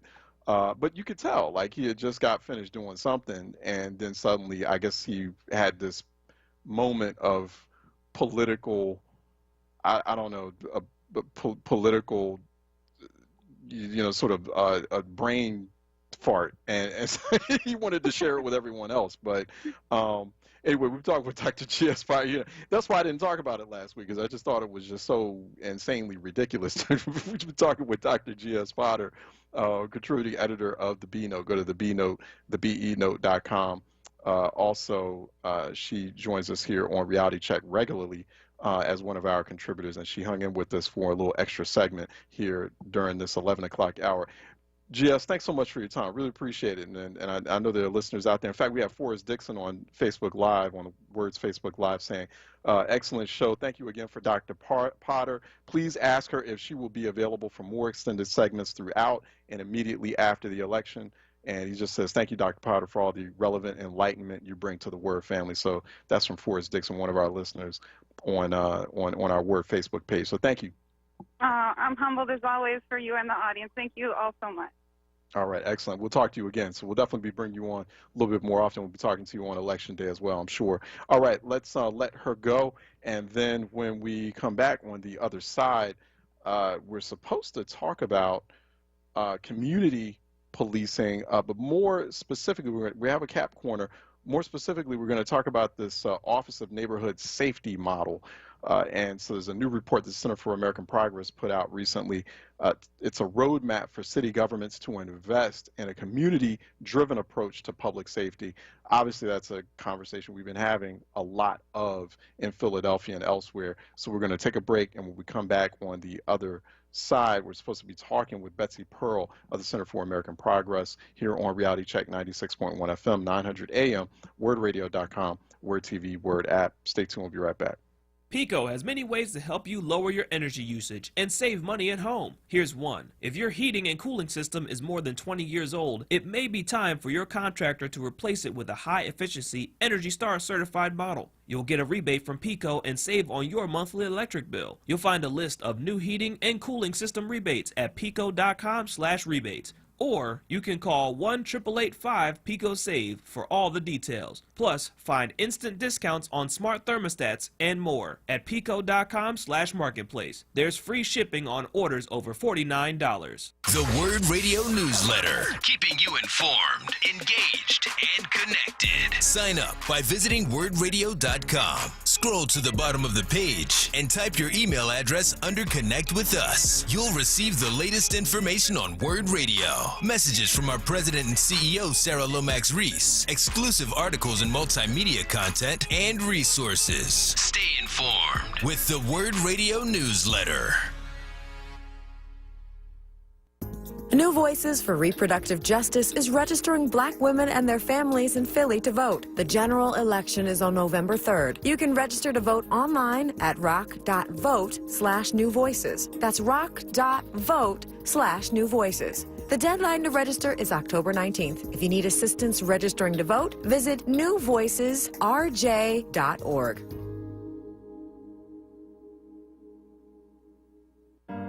Reverend Tyler, with November 3rd around the corner, do you know how you'll be voting this year? Dr. Callahan, I requested my mail-in ballot, and I'm returning it the day it comes in the mail. That's perfect, because we can't leave anything to chance this year. Already received your mail-in ballot? You're just a few simple steps away from turning your mailbox into a ballot box. Here's how. After selecting your candidates, place your marked ballot into the small secrecy envelope and seal it. It's a 2-envelope process, so then you'll place the small secrecy envelope into the larger one. Make sure to seal that one too. Sign and date it, and then it's as simple as dropping it in your mailbox, no postage necessary, or returning it to your county election office. And if you still want to sign up to vote by mail or find out where to drop off your mail-in ballot, visit votespa.com. I'm not waiting until November 3rd. I'm returning my mail-in ballot the day it comes in the mail. Or you can return your ballot to your county election office. I've got my plan. Make your plan to vote today. Paid for by Power Interfaith.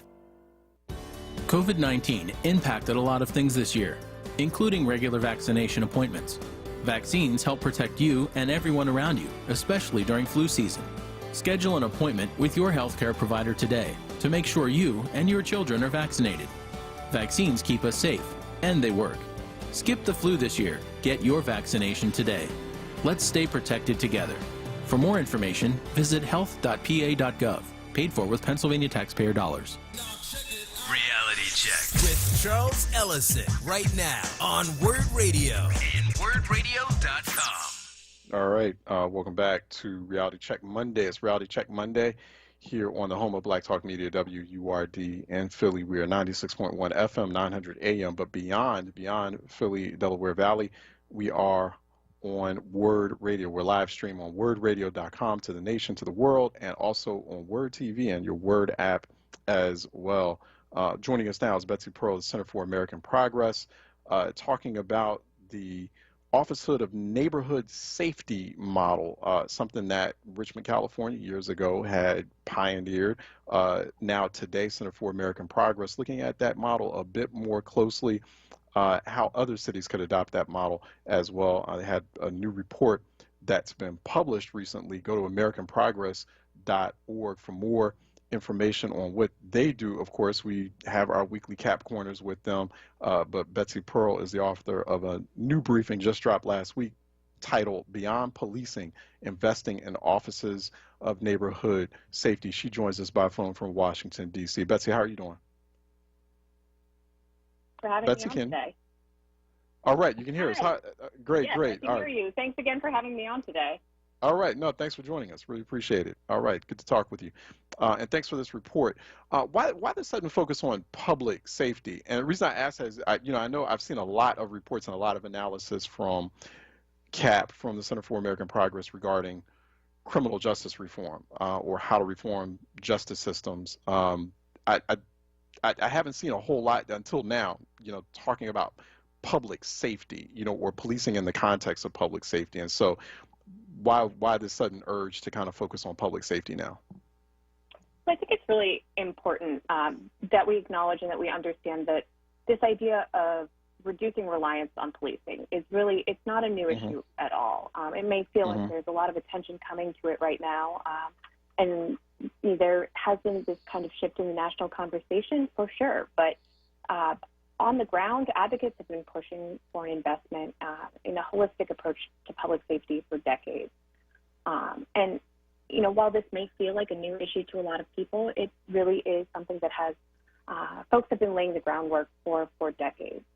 It's really all about directing resources towards prevention and holistic approaches to public safety that don't really focus on this idea of policing or arrests or jail time. Yeah, just overhauling, completely restructuring policing, a different kind of policing, or completely reforming, revamping policing as we know it in the United States. That strategy, which you're talking about here and Beyond Policing, you look very closely, examine what Richmond, California did, their ONS, their Office of Neighborhood Safety model. What does that model look like? How do you deploy it? Yeah, absolutely. So Richmond was a real pioneer in this space. They, back in 2007, established what is believed to be the first Office of Neighborhood Safety in the country. And what it really just is a civilian arm of government that is devoted specifically to non-policing strategies for public safety. So what that might mean is violence interruption, so deploying people who are community members and have their own experiences with overcoming violence to be community mediators, so de-escalating conflicts before they rise to the level of needing police. It might be about providing funding for mentoring programs for people who are at high risk of violence. It's just really about creating this infrastructure for these kinds of approaches that, frankly, we know are successful, providing them with the resources that they need to actually succeed. At this point, a lot of cities really, their primary or their sole agency for public safety is the police. And when all you have is a hammer, everything's going to look like a nail. So it's really about embedding community-driven solutions into the fabric of government. Yeah, it's really important. Yeah, what you just said, when you apply everything, when you act like a hammer, everything's going to look like, or you're just kind of constantly bringing a hammer to the table. Yeah, then everything's just going to be a nail in that way. One of the things that you talk about in that report, something that Richmond was doing is, bridging that trust gap. And so talk about that trust gap, because there's a big trust gap right now between communities, particularly black communities and police. So it's like, how are we ever going to arrive at something like a effectively implemented neighborhood safety model where you're still going to have to use police a bit to deploy it, when we've got now, it's not just the trust gap. I mean, the trust is just broken in a lot of respects, particularly as we've gone through this year. And so how do we bridge that? Yeah, I mean, I think this year is a perfect example. There has just been so much disinformation and misinformation around COVID that has been circulating. And to some extent, the science of things doesn't always filter down to everyone who lives in a city. And what we've seen is that credible messengers, these folks who are employed by either a nonprofit or by the city themselves, who are community members and have credibility with folks in the neighborhood, they've been really able to combat some of that misinformation and encourage people who might otherwise not want to wear a mask to wear that mask. And, for people who aren't necessarily going to trust the information that's coming from their government, frankly, for good reason. A lot of the time there's, this history, as you mentioned, of trust has just been broken.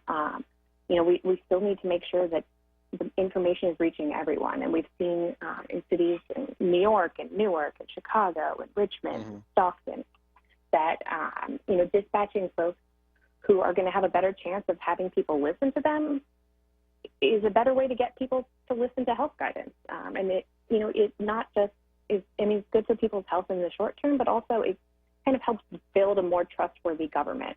It's about giving people a government that they should trust, not so much about, helping people trust a government that has hurt them in the past, but creating a government that's worthy of people's trust. Yeah. And we should note here too, in Richmond, California, they had at their, and this is a small city. I don't know the exact population offhand of Richmond, California, but I know it's a small city. In fact, the population is about, I think it's like a little bit over 100,000. It's about like 110,000. Yeah, population. So when we're talking about homicides there, I mean, one homicide, it's a big deal.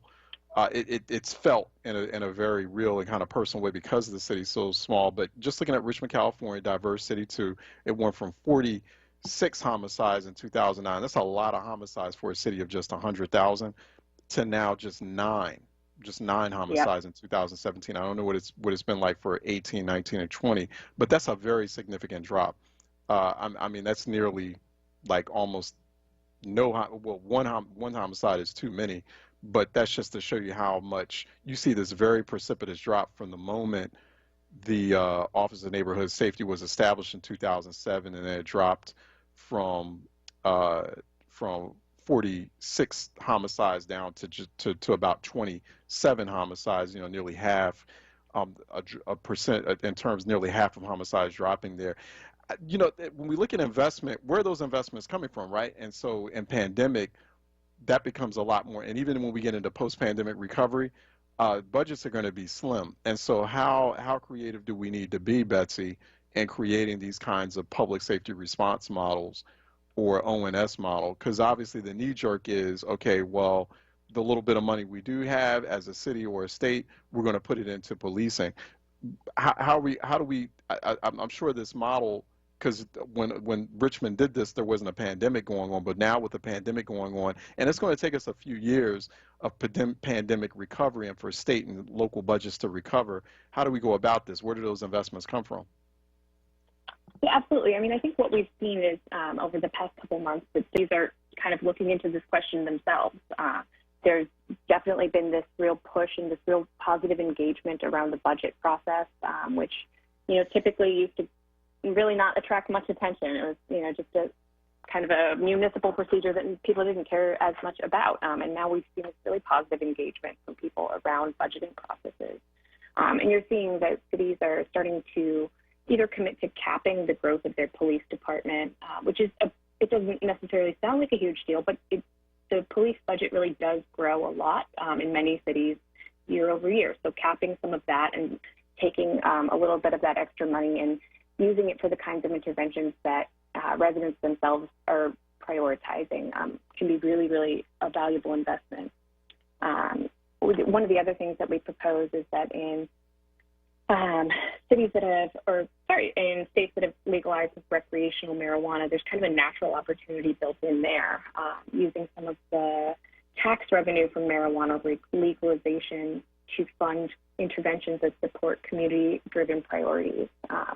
So I think you'll definitely see that cities are going to have to get a little bit creative, but we're already seeing that they're engaging in some of that work, and we're really hopeful that the community engagement around the budget process continues as well.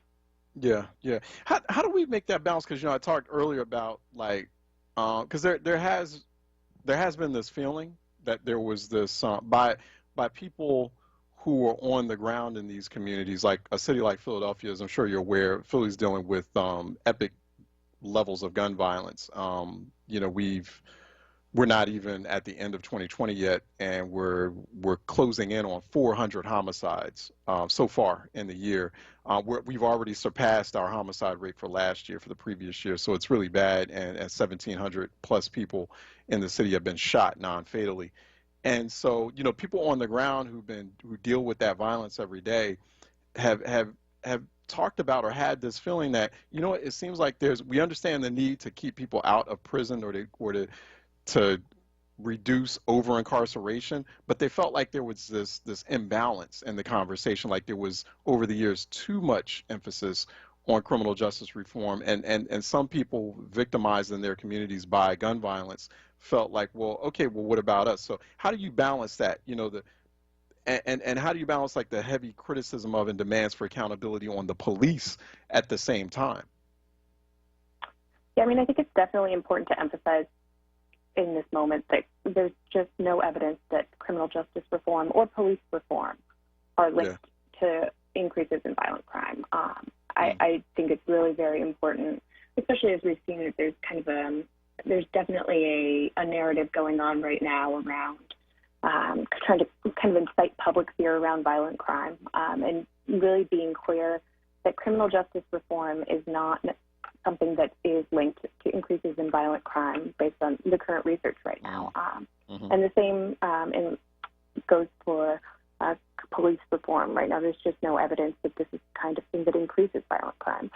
Yeah. So, when it comes to that, I think it's important to be very clear on that.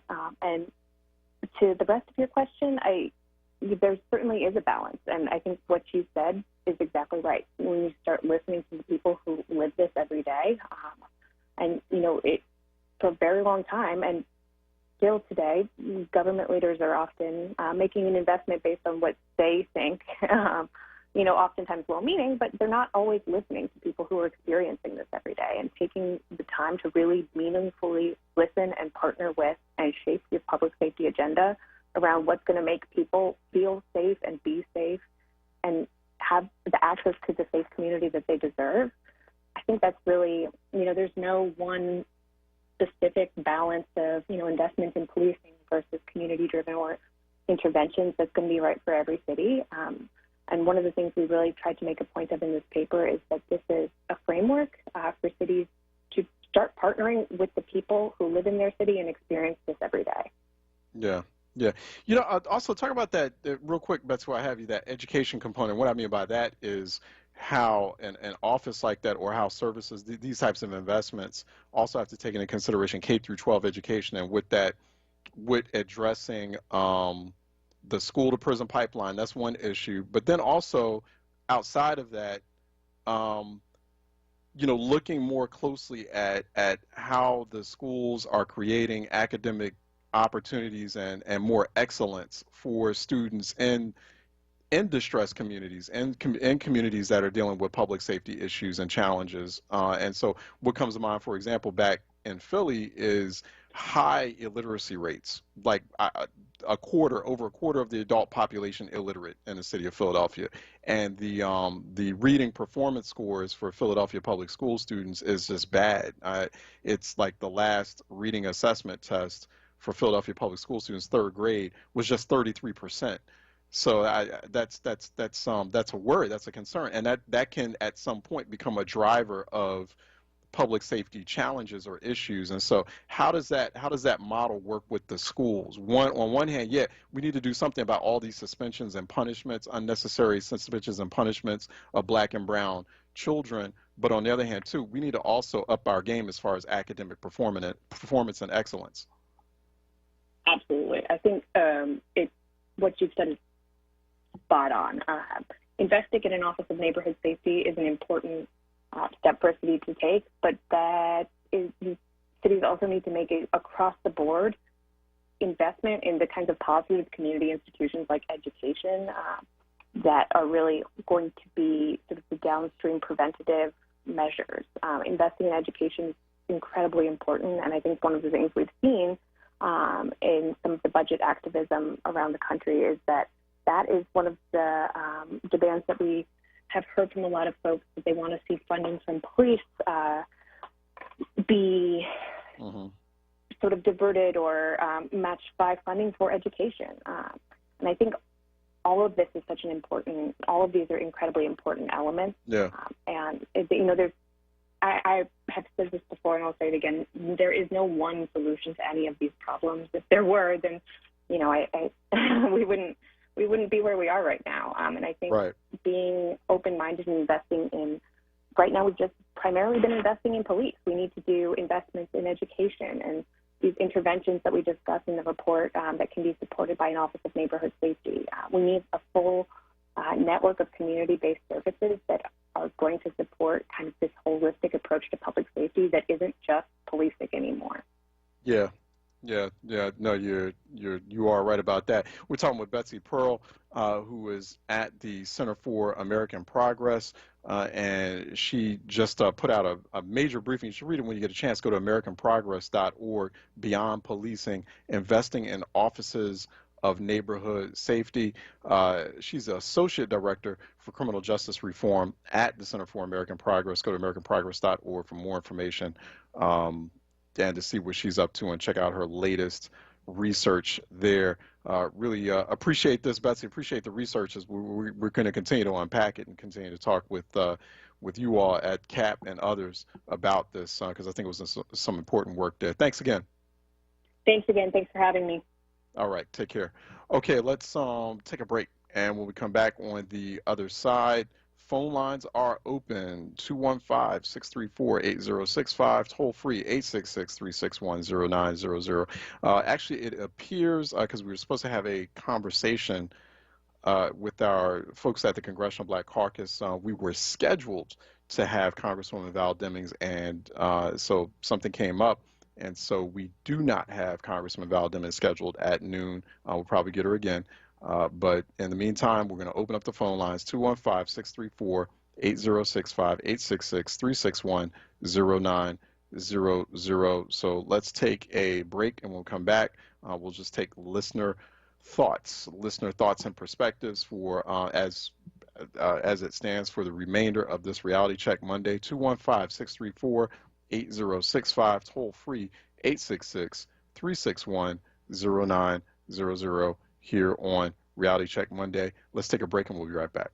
What you get for your vote is important. For decades, Democrats like Joe Biden have taken our votes for granted. They have promised us a better future and never delivered. What did our votes for Biden get us? He wrote the 1994 crime bill that put millions of black men in prison for nonviolent crimes and a sluggish economy that left our communities behind. What does a vote for President Trump and his Platinum Plan get you? A contract with Black America that prioritizes black economic empowerment, 3 million new jobs for the black community, 500,000 new black-owned businesses, an increase in access to capital in black communities by almost $500 billion, better and cheaper health care, more education opportunities, and continued historic improvements to our criminal justice system. A vote for Biden gets you the same failed policies we've seen for decades. But with President Trump, the best is yet to come. I'm Donald Trump, candidate for president, and I approve this message. Paid for by Donald J. Trump for President Incorporated. WURD Radio presents the following information to help you navigate the upcoming election. This is Charles Ellison, host of Reality Check on WURD. Are you a Philly area voter who received your mail-in ballot but suddenly decided you want to vote in person? If you return your complete ballot to the county election office by October 27th, you may not vote in person on Election Day. However, if you don't return your complete mail-in ballot to your county before October 27th, you can go to a polling place, surrender your unvoted ballot and voter's declaration envelope, sign a statement, and vote on the machines.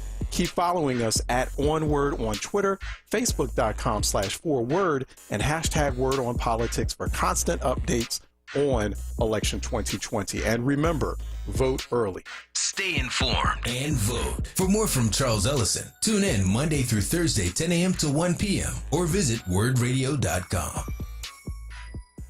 Jefferson Health offers no-cost COVID-19 testing at St. Raymond of Pinafort Church. Testing is on Thursdays and Saturdays. For testing hours and more information, visit jeffersonhealth.org/community testing.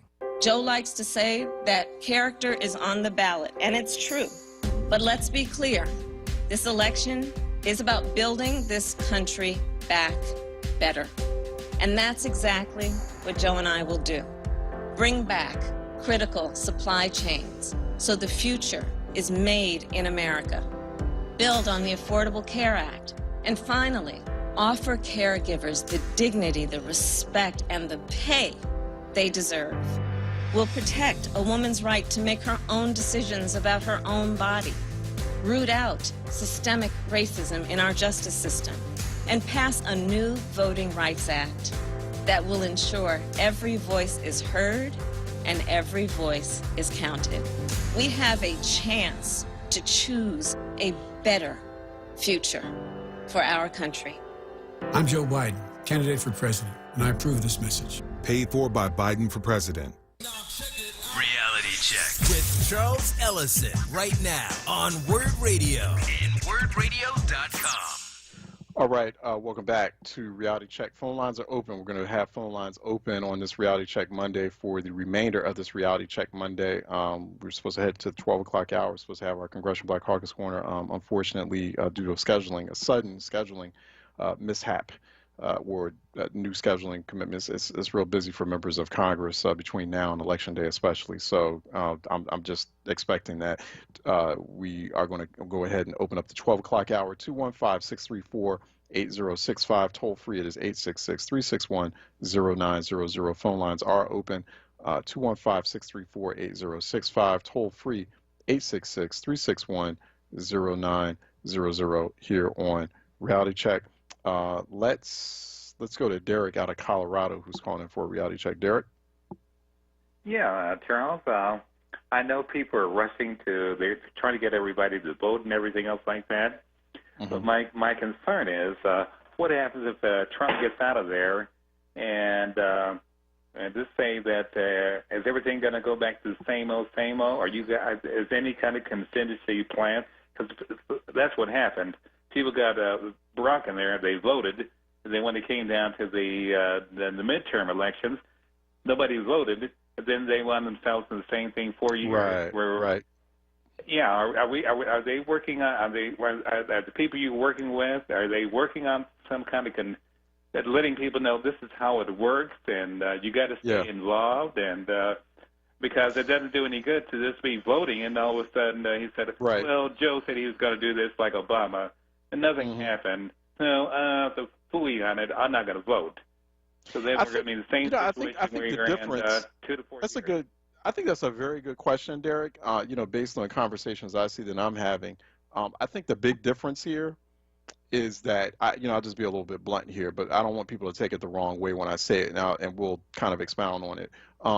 Back then, President Obama was the first black president, right? And so there was a certain sort of mysticism and magicality around that slowed down that momentum, that prompted people to sort of take things for granted in that environment. And so, but this time you're going to have like another, there's a high potential that you're going to have another old white man president. And Biden, well, okay, it's another president, another old white man. And and people are going to naturally, because it's that old white man, and you have a lot of obviously trust issues there, even black people who are voting for Biden. And that's one of the reasons why I brought on Kamala Harris as his running mate, to try to buffer himself against this. People are going to have those same trust issues and a bit of that trepidation surrounding another white guy in the White House. And so there will be this, based on what I'm hearing and based on what I'm saying, what I'm thinking is going to happen, there's going to be this steady stream of constant demands in a way that, frankly, just were not on President Obama. I think there was just sort of this expectation, or just sort of this this sort of just automatic assumption that he would just take the ball and run with it. And it's like, nah, you got to keep on him. And then there was this hesitancy. People they didn't want to see, because it was the first black president, a lot of black people who didn't want to be too hard on him. And you don't just see that in terms of what happened with President Obama, but you see that happen a lot of times with black first, black electoral first, or black folks who are elected to a certain position for this first time. And so there's this tendency, and we're all guilty of it, of not being too hard on that person. Hey, history was just made. He the first black president. He first black. So ease up on him, y'all. And so no, don't ease up on him. Like keep on him. Like stay on him, and just like, hey, listen, bro. You got 2010 midterms coming up, and what are you going to do on this? What are you going to do on that? What are you doing as far as our issues? And then people, there was a sense of, while people were proud, there was a sense of disappointment that you still feel, and it's kind of lingering to this day. But go ahead, Derek. I was just saying that that's just my concern, because sometimes people don't understand how the Senate, the House, they haven't had civics, and people don't understand why. Wait a minute now. The president, I think Obama told everybody, I'm not a dictator. I'm president of the United States. Yeah. And he had to tell people that, and he had to tell people, something. I remember being in the barbershop. Some black guys were talking, and he said, well, we voted for Obama. He said, well, we had to do our part. And our part was, besides his voting, he was just, we had to, we're going to school. We had to get education and jobs and skills and trades, so then he can we'll put ourselves in those kind of situations, because it doesn't do us any good to because then we're going to be frustrated. Yeah. And I agree with you on that.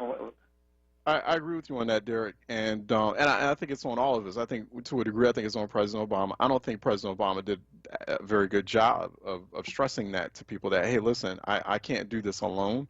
I'm going to need your help, and I need you all to stay focused in this historic moment. Stay focused. Give me the kind of support and backing that I need in the midterm elections. This is how, he needed to. It was a lot of focus on just kind of him and his administration, and once again, the magic, the kind of the hype of the moment. And so people were taken by surprise and shocked when it was he's trying to push through these policy positions and proposals, and he couldn't get it through. And so they look back at him, and I think to a certain degree, I think he was at fault for that, because and looking back on that, I remember a lot of Democratic strategists saying, hey, you know what, we need him to open up his network, to open up his resources, so we can battle with Republicans on like the congressional level in these House and Senate races, so we can battle with them in state legislative races. They're not, the Obama's network is not doing that. It's so Obama centric, that it's not kind of like it's not being more deliberate and more aggressive in looking at like, okay, well, what do we need to do to maintain like our grip in the House and Senate, and what do we need to do as far as state legislative races and gubernatorial positions as well. So I completely agree with you on that, Derek, and I wonder about that too. I think it's going to be a bit different this time around, because once again, like I said, if you have a Biden elected, it's going to be an old white man, and people are just going to the natural reflex is, you know what, we got to be hard on this white dude, make sure he's paying attention to our needs, because naturally, he's an old white guy, so he's going to have to be constantly reminded, and there'll be a lot of different efforts underway to use Kamala Harris as the constant conduit to Joe Biden, to make sure that those issues are being addressed. The final thoughts on that, Derek?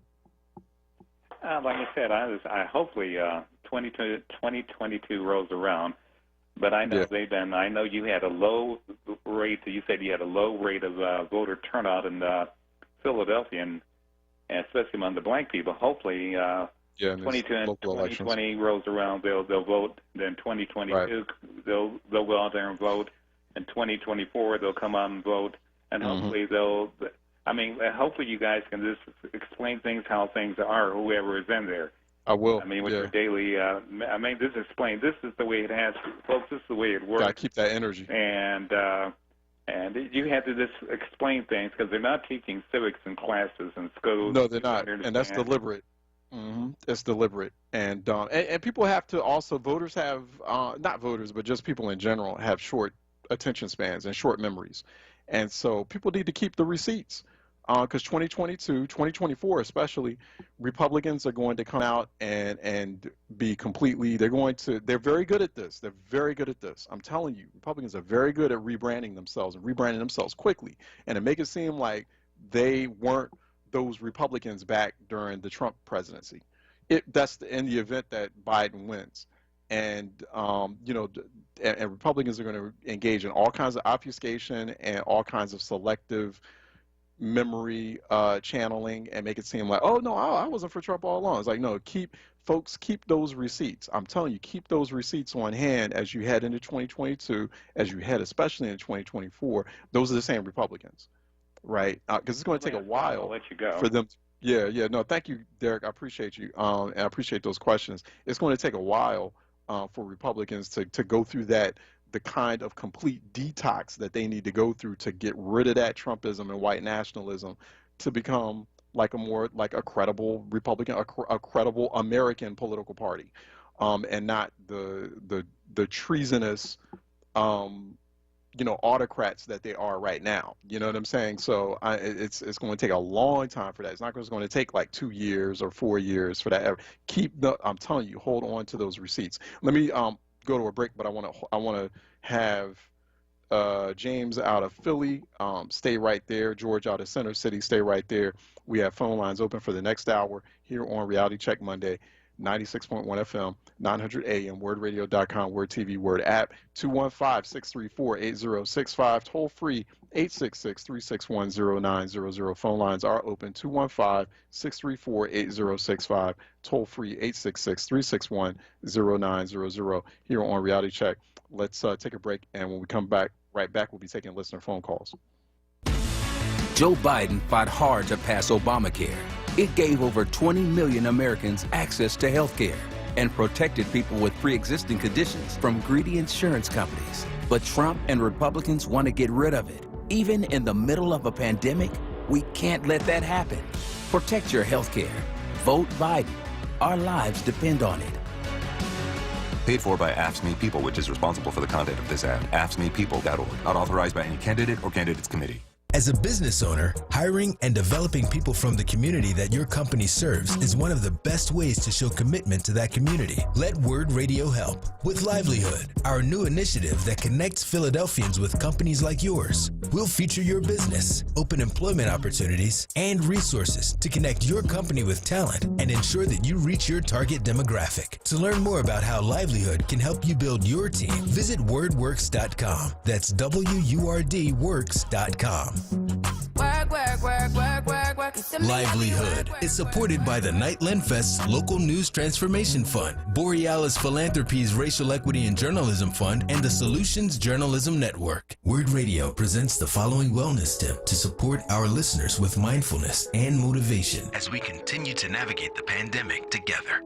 Hi, this is Halana, your resident health and wellness coach with tips to help you stay well. Let's talk about eating mindfully. Often we are rushing from moment to moment and we hurry through our eating like it's checking off an item on our to-do list. Each day for each meal, let's commit to doing these 3 simple things to activate our mindful eating experience. Number 1, slow down. Number 2, eat while you're sitting down. And number 3, chew each bite 20 to 30 times. You can do it. Eating mindfully is something we can all do to support our overall health and digestion. Go ahead and try it for your next meal today. Stay well with WURD. Happy living.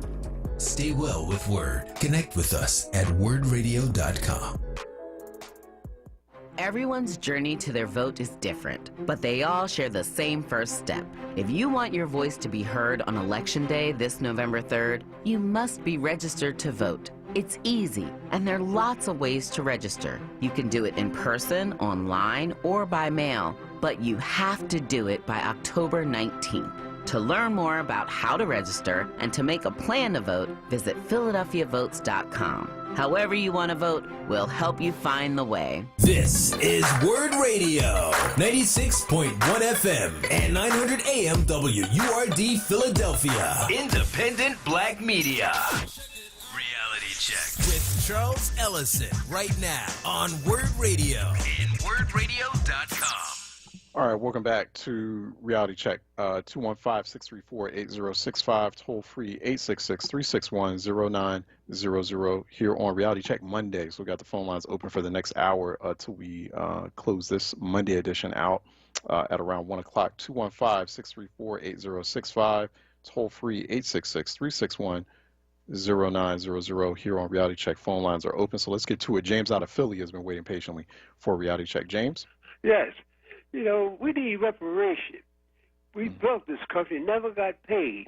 The only pay we got was murdered and slaughtered by white people. We need to get paid. It was $4 trillion. Nobody talks about that. We need to talk about getting paid. $4 trillion. See? White folks murdered and slaughtered us and got us here from Africa. Hey, that's the pay they got. They murdered us and killed us. That's what we got to talk about. Why can't we talk about reparations? I think we talk a lot about reparations. We've talked a lot about reparations. I listen to all this time. We got to get paid. I mean, we got an election coming up. You're not going to, I mean, with all due respect, Mr. James, you're not going to get any reparations until you get certain people positioned through an election.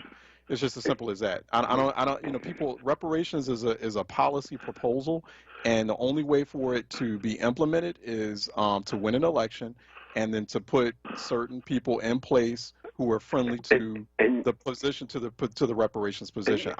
This whole notion of reparations being implemented without winning an election is just it's incorrect. And so, and I'm sorry to have to put it like that. It's just incorrect. I mean, until you have, you're not going to have the current administration and the current Senate. They are completely resistant to that. They have completely rejected the notion of reparations. Okay, so we know that. So the best bet you got House Democrats. They're poised to pass H.R. 41. Where's that? Yeah, H.R. 41 in terms of the Reparations Commission. Put Democrats in the Senate, put a Democrat in the White House. There's your best chance. I mean, once you win that election, and then you have to do some stuff on the state and local level as well, like micro reparations. I mean, if we're going to talk about reparations nationally, people need to start looking at, okay, well, what's the role that different institutions and different cities played, city governments, state governments played in slavery. So, I mean, there are opportunities for local micro reparations in Philadelphia discussed. But, you know, people have to be realistic. I'm not saying that I'm against reparations. I'm just saying, like, we need to have a realistic conversation about reparations. All right. So in order to achieve it, to get to that point. And sometimes the conversation is not realistic. People saying, well, I'm not voting unless I get reparations. That's insane. That's because it's like you're not going to get anywhere with it.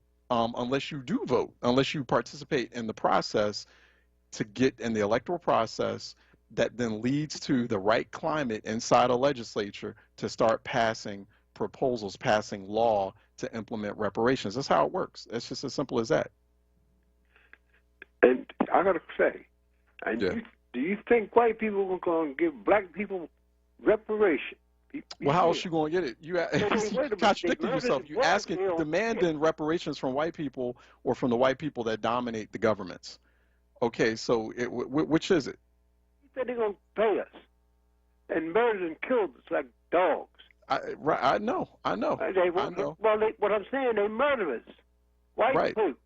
So you have certain folks who are poised to perhaps win an election who you put in a position to start doing that work. That's all I'm saying. No, I appreciate you, Mr. James. I'm gonna have to let you go because I got to bring some other folks on. But I just have to be very pointed about that. And that's all due respect to you, Mr. James. I do appreciate the passion that a lot of people have for that concept of reparations, and that should be explored. It should be discussed. It should be something that's put on the table and proposed. There's I think reparations proposals. If I'm not mistaken, in the Pennsylvania state legislature, for example, you have reparations proposals happening in different states. Different state legislatures are going through that, are deliberating that. Obviously, it's not going to go anywhere in a place like Harrisburg because Republicans are in the majority in the Pennsylvania House and the Pennsylvania Senate, unless you guys are voting down ballot come November. The same thing, you happen to see that in a number of cities, but nothing's going. I'm just being realistic with folks, and folks can misinterpret that as, oh, Charles Ellison's against reparations. Nope, that's not what I'm saying at all. I'm just saying you can't get reparations unless you are fully participating in the political and public policy making process. It's called sausage making in our business. And so it's a major policy lift. So you win an election first. If you don't win an election, you tap out of an election, you're not going to get reparations. It's just, I'm just being real with you in a way that probably other people are not. I'm just being completely real with you on that. Thanks for calling, though. I appreciate that passion on that, though. Let me go to George out of Center City, who's calling in for a reality check. George? George, can you hear us? I think we had George. We're going to let George go in a few seconds. If he doesn't hear us, then you can call us back. But George, you there? All right. George, call us back. Feel free to. Phone lines are open at 215-634-8065. Toll free, it's 866-361-0900. 215-634-8065. Toll free, it's 866-361-0900. Feel free to call us back, George. Sharon out of Philly is calling in for a reality check. Sharon? Hi, Mr. Ellison. This is Sharon. I enjoy the show very, very much. Thank you. Good afternoon. Thank you. Good afternoon. I recall Trump saying something about there were 250 judge slots that he had filled. And I think he made reference to Obama, I think he was attempting to slam him for leaving so many slots open. And in fact, I believe he said something about hoping to fill 300 by the time his term is over. And then I recall Kamala Harris saying something to the effect, or making reference to 50 judges. I'm not quite sure what kind of judges, but and just commenting that none of them were black. By the way, I think that was during her debate, and I've just been thinking. I wonder what the diversity of these selection of judges were. I'm just curious. I just wonder how qualified we are for these positions, in the eyes of the Republican power people. And that's all I wanted to kind of put out there. I've just been curious as far as they're filling up these important slots, are we represented? And I'll just make that comment, and I'm going to hang up. Thank you. No, thank you for that. Thank you for that question, too.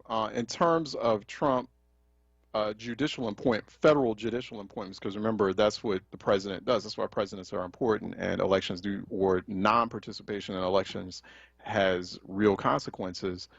Trump has not been good at this at all. I mean, he's had free reign as far as federal judicial appointments. I mean, that's what Republicans, that's what white nationalists and white evangelicals are all about. is about that federal judiciary. So you might even have a lot of white voters out there who may end up not voting for Trump, vote for Biden, but they'll feel okay about that because, they voted for Trump in 2016, support him through the whole 4 years. A few of them out there may end up voting for Biden, but they're fine with that because they got their Supreme Court pick. They're getting ready to push through a Supreme Court nominee because that's what it's all about for them, because federal judges are lifetime appointments. They're long term. They go the distance in ways that elected officials, with senators being 6-year terms, House members being 2-year terms, presidents being 4-year terms. Republicans, conservatives are like long-range thinking. But to your question, the President Trump so far has appointed a quarter, 25% of all active federal judges have been appointed by President Trump. And I think that is, I think Obama appointed about 39% of all active federal judges when you compare, but at the speed, the rate at which Trump has done this in just one term is unprecedented in many respects.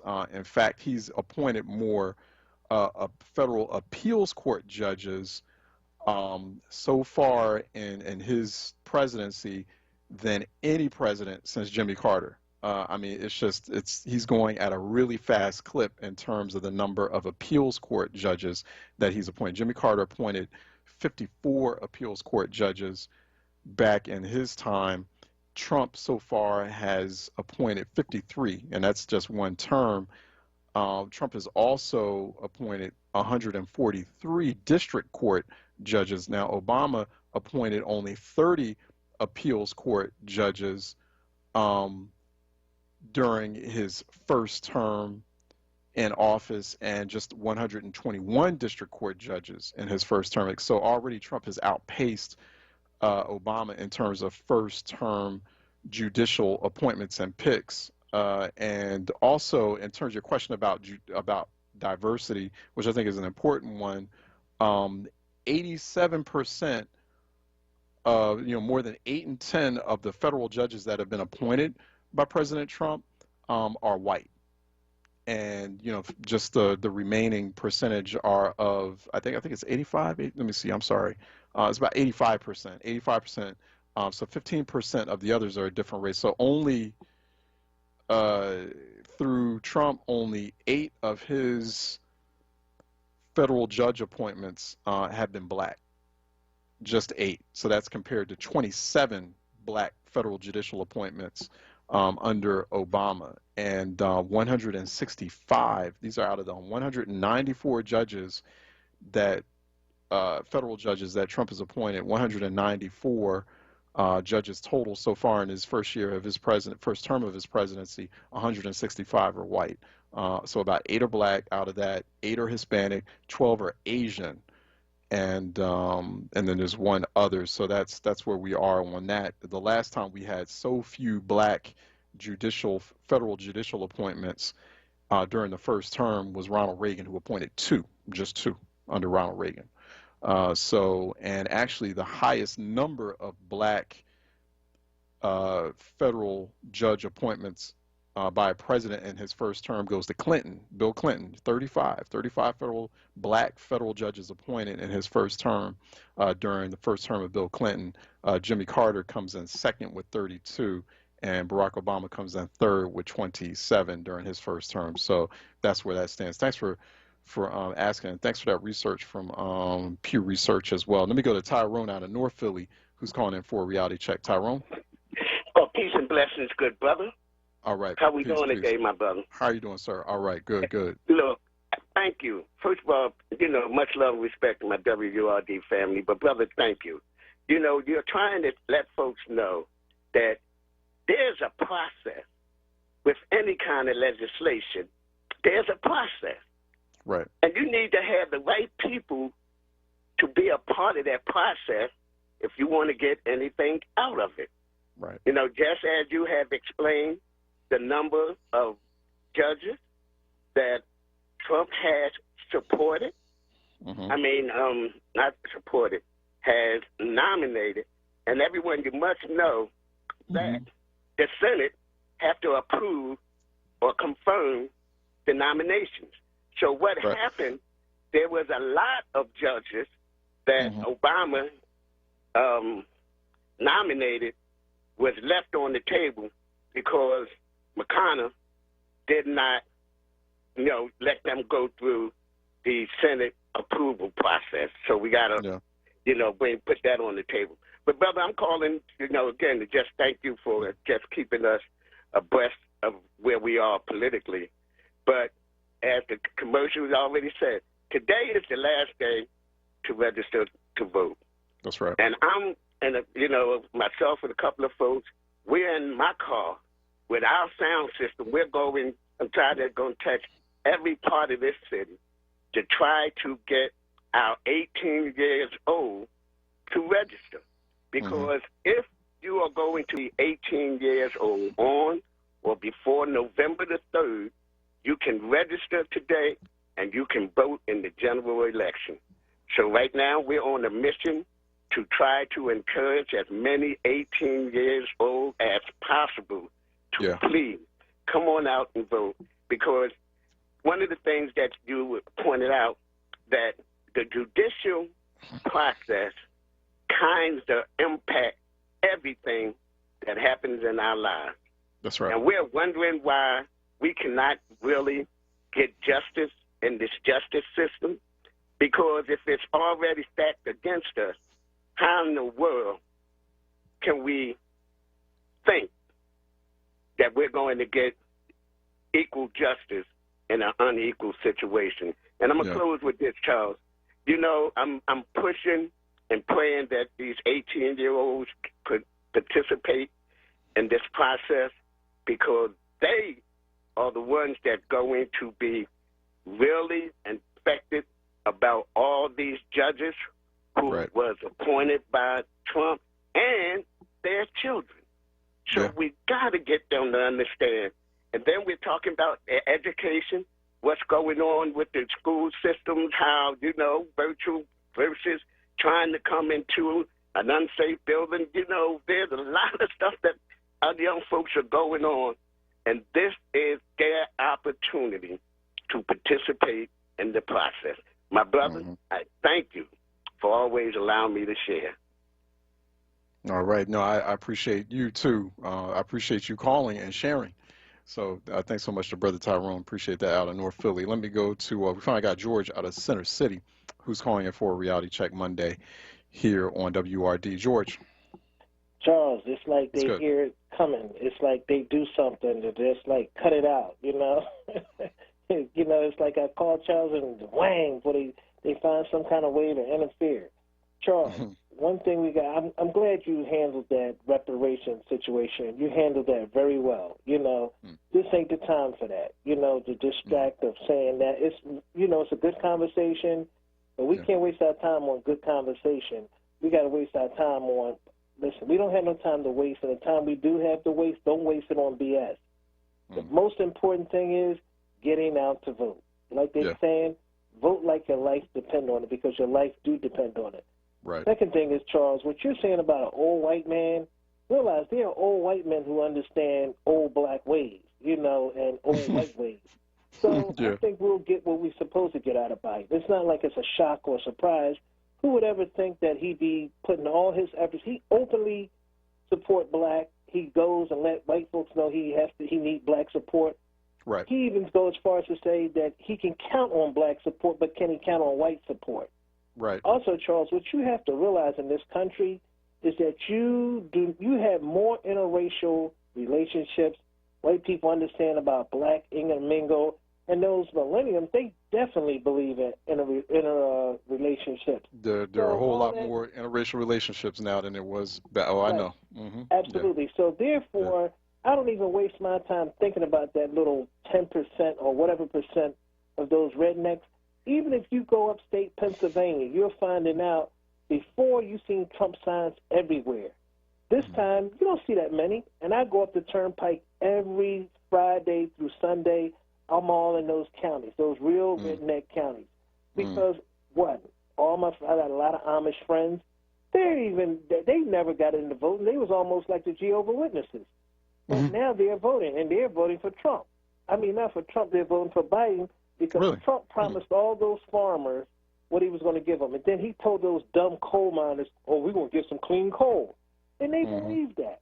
But now that they see they're doing worse now than they did before, they're switching. So, you know, we got to take all that into consideration. We can't take it for granted.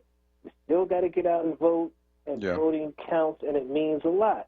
Also, Charles, is that, you know, education is a good thing. We're going to get what we're supposed to get when Biden get in there and Kamala. One thing I like about Kamala, Biden might forgive Trump and all of them and don't want to lock them up. But you know what she's going to do? It's almost like guaranteed. She's going to make sure they go to jail, every last one of them. And remember, all those prosecutors and those agents and stuff that he embarrassed and all, those the same ones who are there, who's going to come back, taking leaves of absence now, come back and lock them up. You know, that's the way that'll be. They're going to get locked up. You know, so, Charles, we got to, like, really be on our P's and Q's with all that there. And Philadelphia is the real key. That's why we have to, like, get out, vote, do what we got to do, take people to the polls. And a lot of absentee ballots did real good. That was the best thing that they came out with. I wasn't for it, but as long as they're opening up every polling place on Election Day, all 800 and some polling places will be open. So therefore, you know, they'll get a chance to get out and vote. But, Charles, we have to stress it. We can't be wasting our time on conversations right now that we can deal with later. Like, my whole thing is the violence piece. I'm putting that aside for a minute just to concentrate on the next 15 days of getting people out to vote. Get to the polls and vote. Because believe me, if Trump get in there, and if you said, remember this here too, Charles, because you were one of the first ones who said it. All those judges that Trump appointed are not qualified judges. If you go down to the federal building and look at those 8 or 9 judges he got down there, they don't even know what they're doing. They know nothing about federal law. Whatever the prosecutor says, that's what they go along with. And then they look at something that's not even legal called the sentencing guidelines, the mandatory minimum. They don't even understand the scaling factors or anything.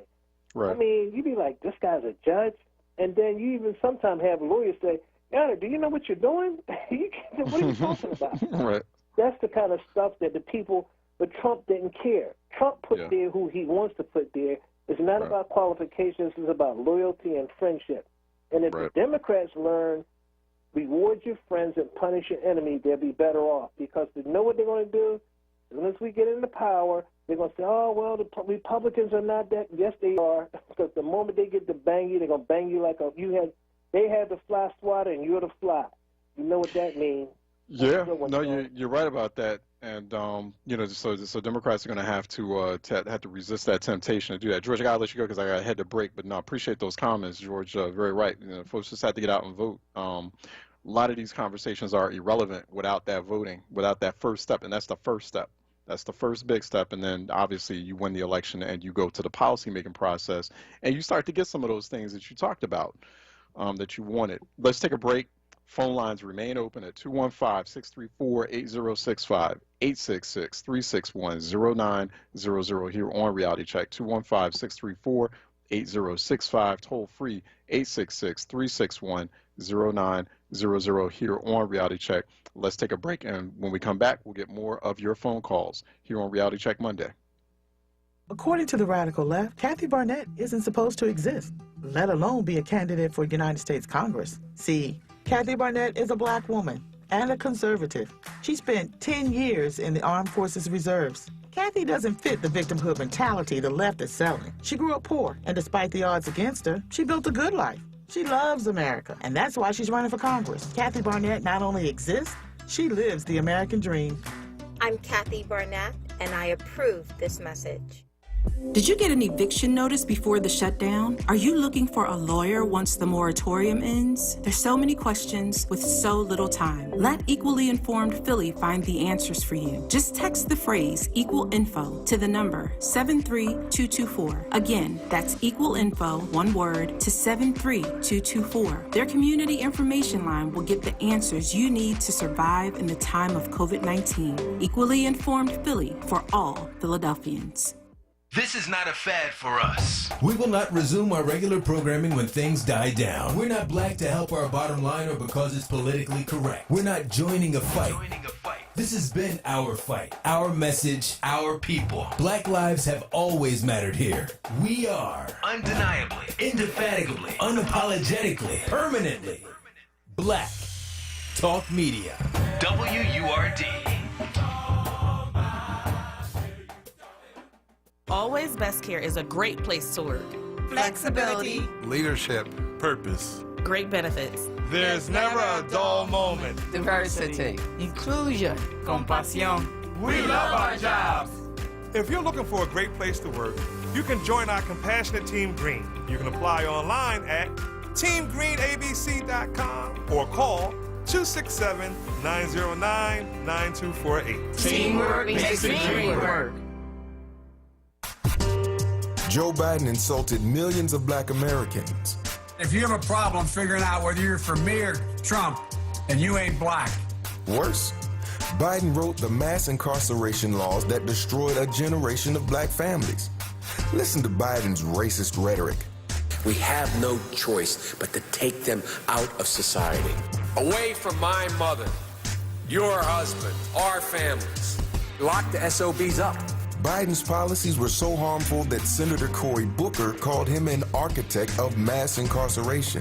Millions of black lives devastated by Biden's policies. Take a look at my record, man. We did, and we've had enough. Joe Biden spent years hurting the black community. He insulted us, jailed us. We must not elect him president. I'm Donald Trump, candidate for president, and I approve this message. Paid for by Donald J. Trump for President, Inc. Reality Check with Charles Ellison right now on WURD Radio and WURDradio.com. All right, welcome back to Reality Check Monday. Phone lines are open. Phone lines are open until we get to the end of Reality Check Monday. 215-634-8065. Toll free 866-361-0900. Also, very important, as you've heard a little bit throughout this Reality Check Monday. Today, October 19th, is the last day to register to vote in the Commonwealth of Pennsylvania. So you must register to vote today in the Commonwealth of Pennsylvania. That's pretty much like the big alert for Reality Check Monday, for Monday period. In fact, in Philadelphia, the Riverview Place satellite office is open until midnight tonight for voter registration. So that's 520 North Columbus Boulevard. On the first floor, the Riverview Place satellite office of the Philadelphia City Commissioner's office is open until midnight on October 19th today. So they're going to remain open after 6:30 p.m. until midnight, so you can drop off your voter registrations and also mail in and absentee applications as well. So that's going to be happening until then. Go to votespa.com, for more information on registering to vote and also registering. You can go to votespa.com and you can register to vote online as well at register. You complete the application. You basically can, you can do this online. You can go, I'm on there now, votespa.com, and there's an online voter registration tool as well there. I highly recommend doing that as well. Votespa.com to look for the instructions on registering to vote online. So today is the last day to register to vote in the Commonwealth of Battleground, Pennsylvania. Pennsylvania's battleground. Pennsylvania voters and especially Philly voters, some of the most important voters on the planet right now. So be proud of that. And we like to hype our sports teams, but they don't really mean anything. It's not doing a whole lot for a lot of people other than just making you feel good in a moment if they win something. But this people should be proud of the fact. People, especially in Philly, should be proud of the fact. All eyes are watching. I actually got someone. I've been getting interview requests from a number of publications in places like Europe, who want to talk with me about Philly and Pennsylvania, about voters in Philly. I mean, y'all is some of the most important. We can make the argument that Pennsylvania voters, but particularly Philly voters, most important voters in the world right now. I mean, just hands down, most important voters in the world right now. Like, people are watching you. Like, don't be that, like, fool, don't be that knucklehead or nut who is not participating in saving the world right now. Don't be that person. Like, don't be that person. Like, 20 years from now, you got grandkids, and they're like, what'd you do, Mom? What'd you do, Dad? We were reading about this big election in school, the 2020 election, and this really evil guy, Donald Trump, and like, did you vote in that election? And you'd be like, well, I don't know if you're gonna lie to your grandkids, say, well, I ain't vote, or you say, yeah, I did vote when you know you didn't vote. Like, don't be that person. Like, this is like really, like, where Philly is really going to be like the place where southeastern PA, this whole region is going to be the place where we are going to be like holding the line like Union troops at Gettysburg, like, really.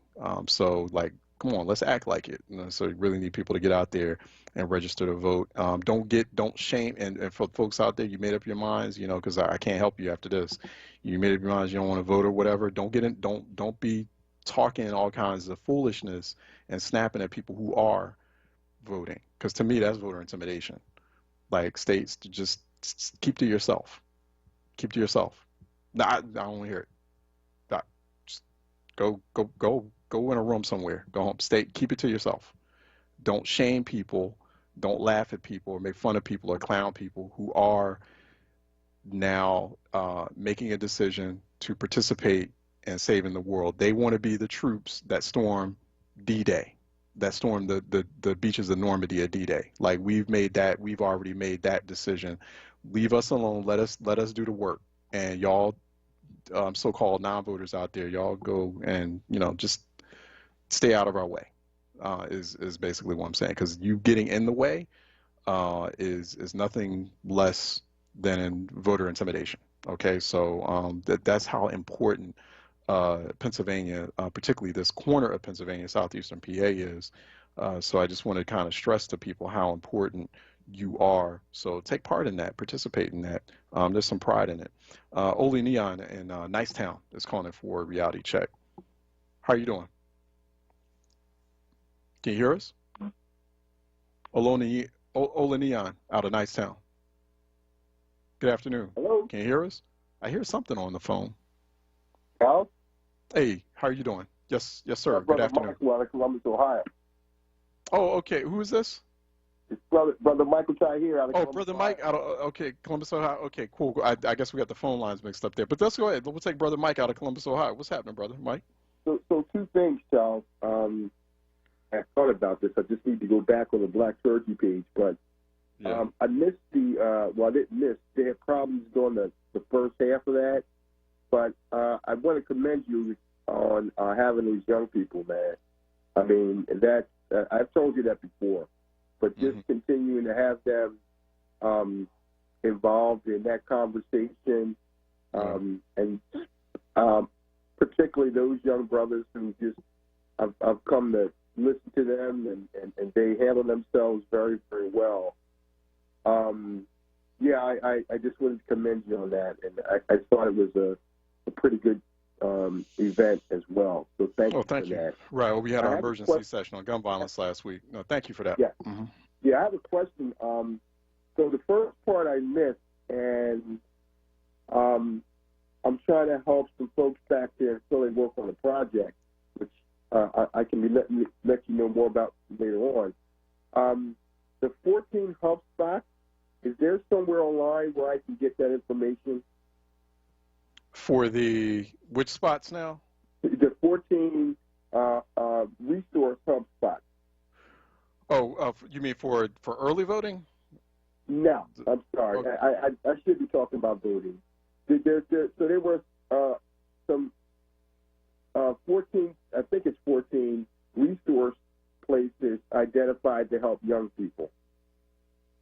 To help young people in Philly? I'm not for, what was it for specifically? I'm sorry.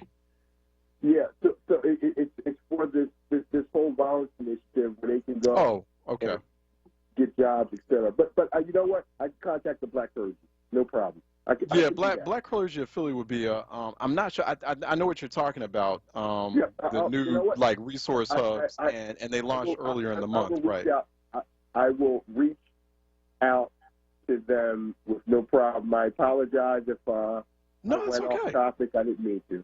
Yeah, no, I know you didn't. And I know exactly what you're talking about now. And I don't know like if there's one spot or one, maybe someone out there who knows that website, that one spot that you can go to, where you can get that, where that information is like all in one place. I remember when that launched earlier in the month, but yeah, Black Clergy of Philly, I would do.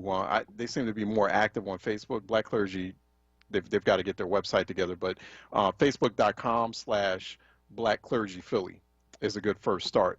Facebook.com/Black Clergy Philly to reach out to them, connect with them if you happen to be on Facebook, and go from there and get the contact information. But no, I appreciate it, and they should. In fact, I'll reach out to them and say, hey, let's figure out a way where we can put like all of a list of that, because I don't know where that list is online of those resource centers. They got to make that like available in one spot, so they're probably not aware of that's not the case. Thank you, Brother Mike. I appreciate that. Appreciate you. 215-635, and be safe up there in Columbus and those trips back and forth between Columbus and Philly. 215-634-8065, toll free 866-361-0900. Oli Neon out of Nicetown, I think we still have, who's been waiting patiently for a reality check. This is Will Mega. Oh, Will Mega. How are you doing, sir? I'm well. How are you? All right. Good. Thank you. I'm gonna push back drastically against your position and Mike's and George's position on reparations. Okay. Here's why. Mm-hmm. Oh, did we lose him? Did we lose Will? Will was about to say something profound. We were about to get into a nice exchange. We'll call back. Will Mega, we lost you. Something you disconnected. 215-634-8065. Toll free 866-361-0900 here on Reality Check. 215-634-8065. Toll free 866-361-0900. Phone lines are open. Do we still have Ola Neon out of Nicetown? Hello? No? Not sure. Ola Neon out of Nicetown, I think we had as well.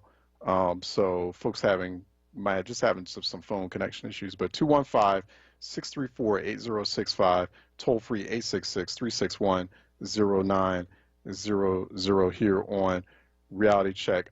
Joy Crudup on our Facebook live stream is watching us on WURD TV, and she's saying, I agree when we talk about reparations. So many times people just throw it out there like, if I say that, that'll have people on my side.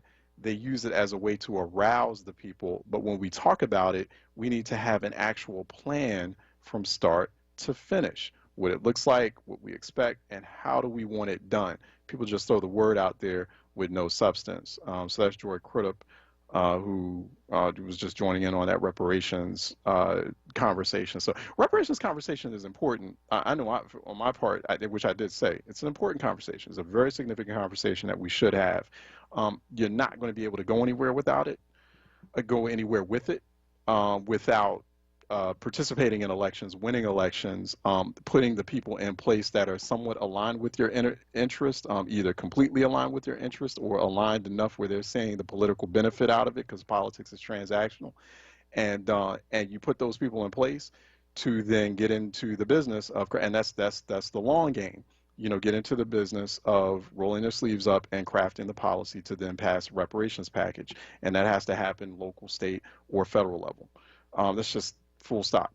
Because when you're talking about reparations, you're talking about a public policy proposal or public policy change. So now, I mean, there's obviously, since we've been in this, most of the year we've been in this Black Lives Matter moment, which is tapering off a bit right now, and you've had a lot of big banks we're talking about investing $1 billion there, investing $1 billion there out of the trillions of dollars they have, by the way. So $1 billion is really like cents on the dollar.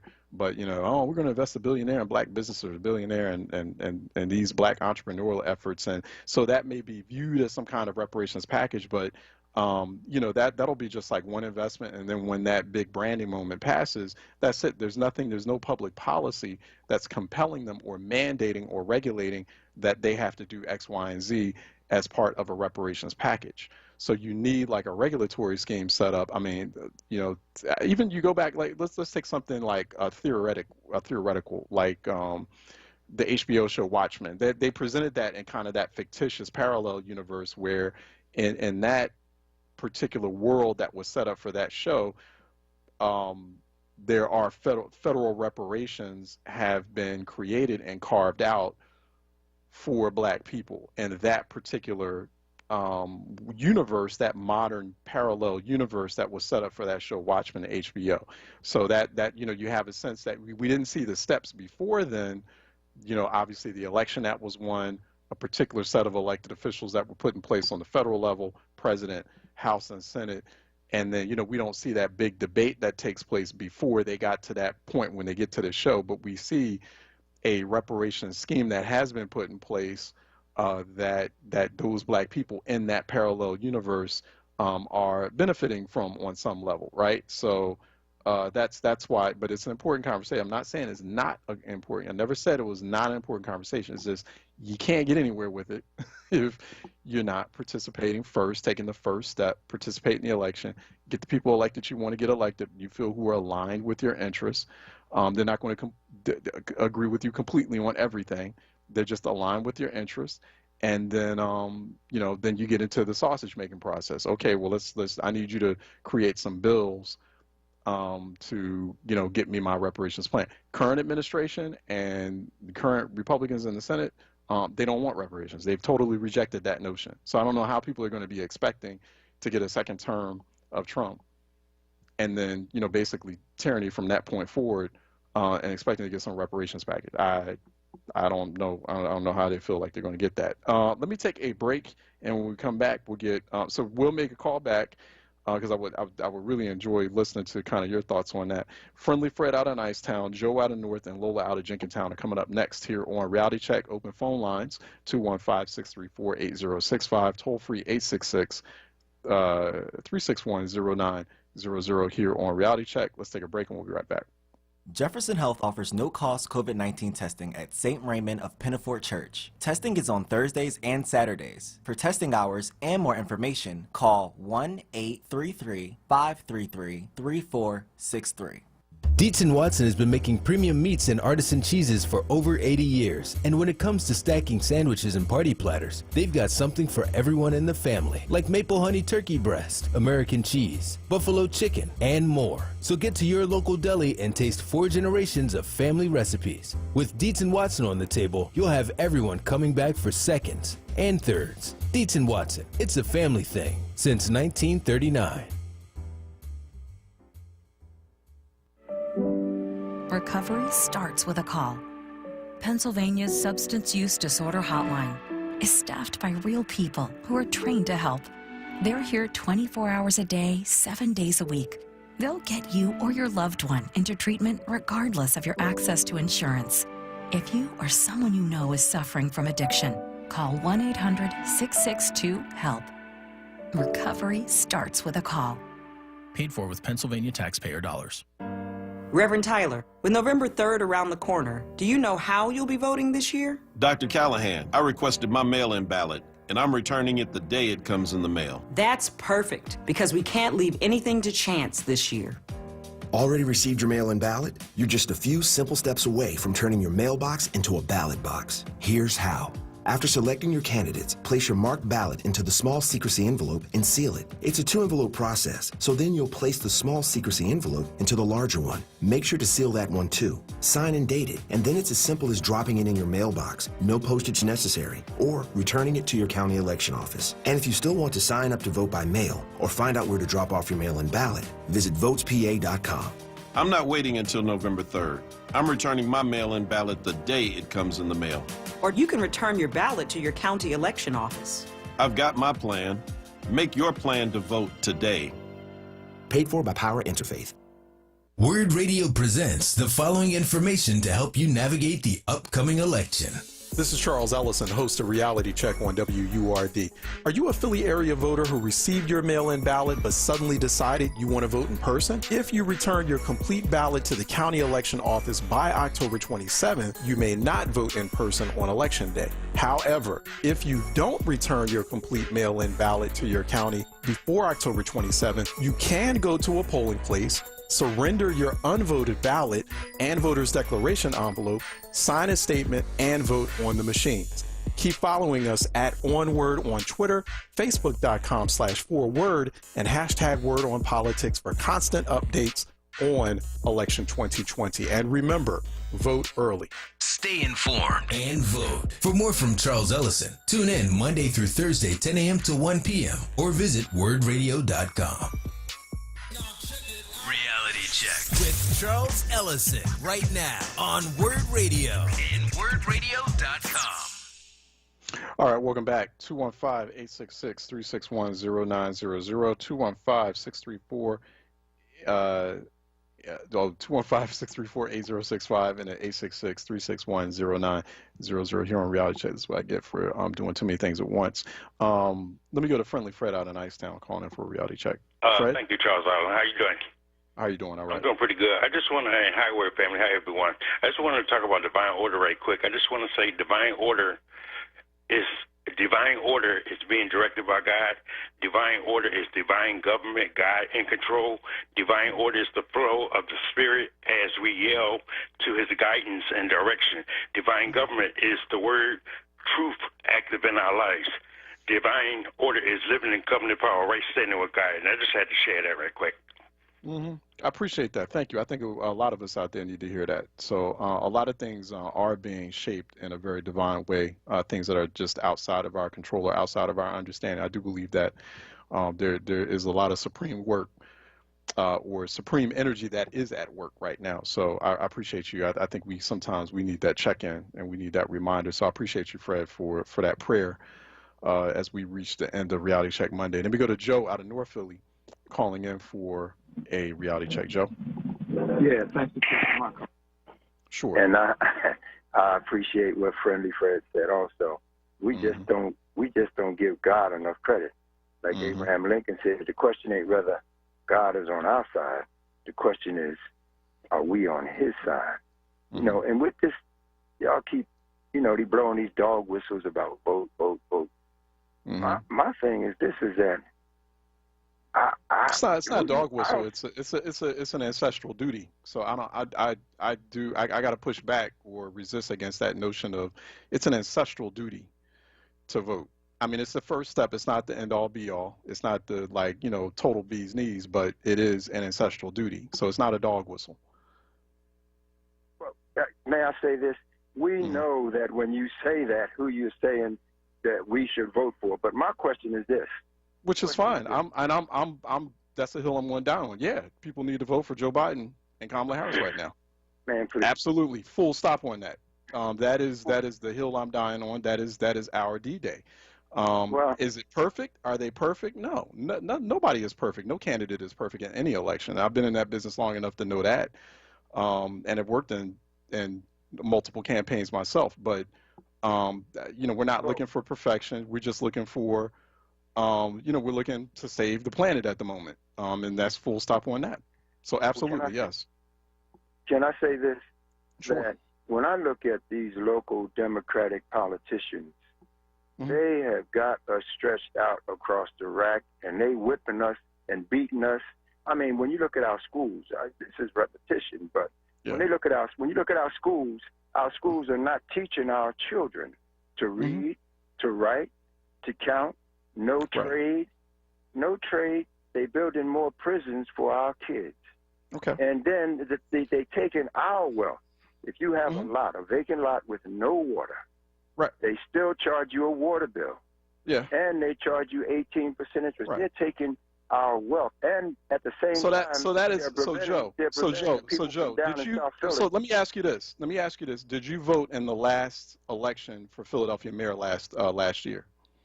Listen, Did you? Yes or no? Yes or no, Joe? Yes or no? Trying to answer Did the you question. vote in the election last year? Yes or no? I did. a simple question. I did. But Okay. my thing is this. But my thing is this: that they while they taxing us, taking our taxes, giving them to the county and other places, we pay 60% of the taxes that go into Pennsylvania. They overcharging us taxes on soda drinks. They letting people go. You shouldn't be drinking soda anyway. Go. They letting the developers You shouldn't be drinking soda anyway. Nobody else should be drinking a whole lot of soda anyway. Privilege. You shouldn't be drinking sugary That's their drinks. Privilege. Well, why don't you tax everybody? Why don't you tax everybody? That's fine. Yeah, I hear you. Go in South Philly. Hold it. They letting developers go in South Philly without paying taxes. You're preaching to the choir. I know. Taking out. Well, how do you think that's going? But Joe, how do you think that's going to change if? But Joe, how do you think that's going to change if now you voted, and so you had, which I appreciate, and I thank you for that. You voted, but then 88% of the Philadelphia residential population did not vote in the last election. So it's like when you're having such low voted, see, you're mixing apples and oranges here. I understand, it's Democrats and, Democrats run Philly right now, but those are local Democrats. We're talking about a totally different ball game. You in minor leagues talking about, local, and you have every right to. In fact, you're absolutely spot on. I was just ranting last week about the whole Thursday show after City Council. What is going on? You got this high illiteracy rate and 33% reading assessment scores coming out of Philadelphia public schools. That's insane. So you and I are on the same page about that. But the thing is that you're kind of mixing up apples and oranges here. That's a totally different situation or electoral scenario. Yeah, people then need to get their butts out and vote in local elections, 70-80% turnout, and run people out of city council and run people out of the mayor's office and stop voting in the same old people. But that's a local thing. So when that opportunity comes around, that's when you need to be telling people, hey, y'all need to vote, or this is where this kind of conversation right here is relevant.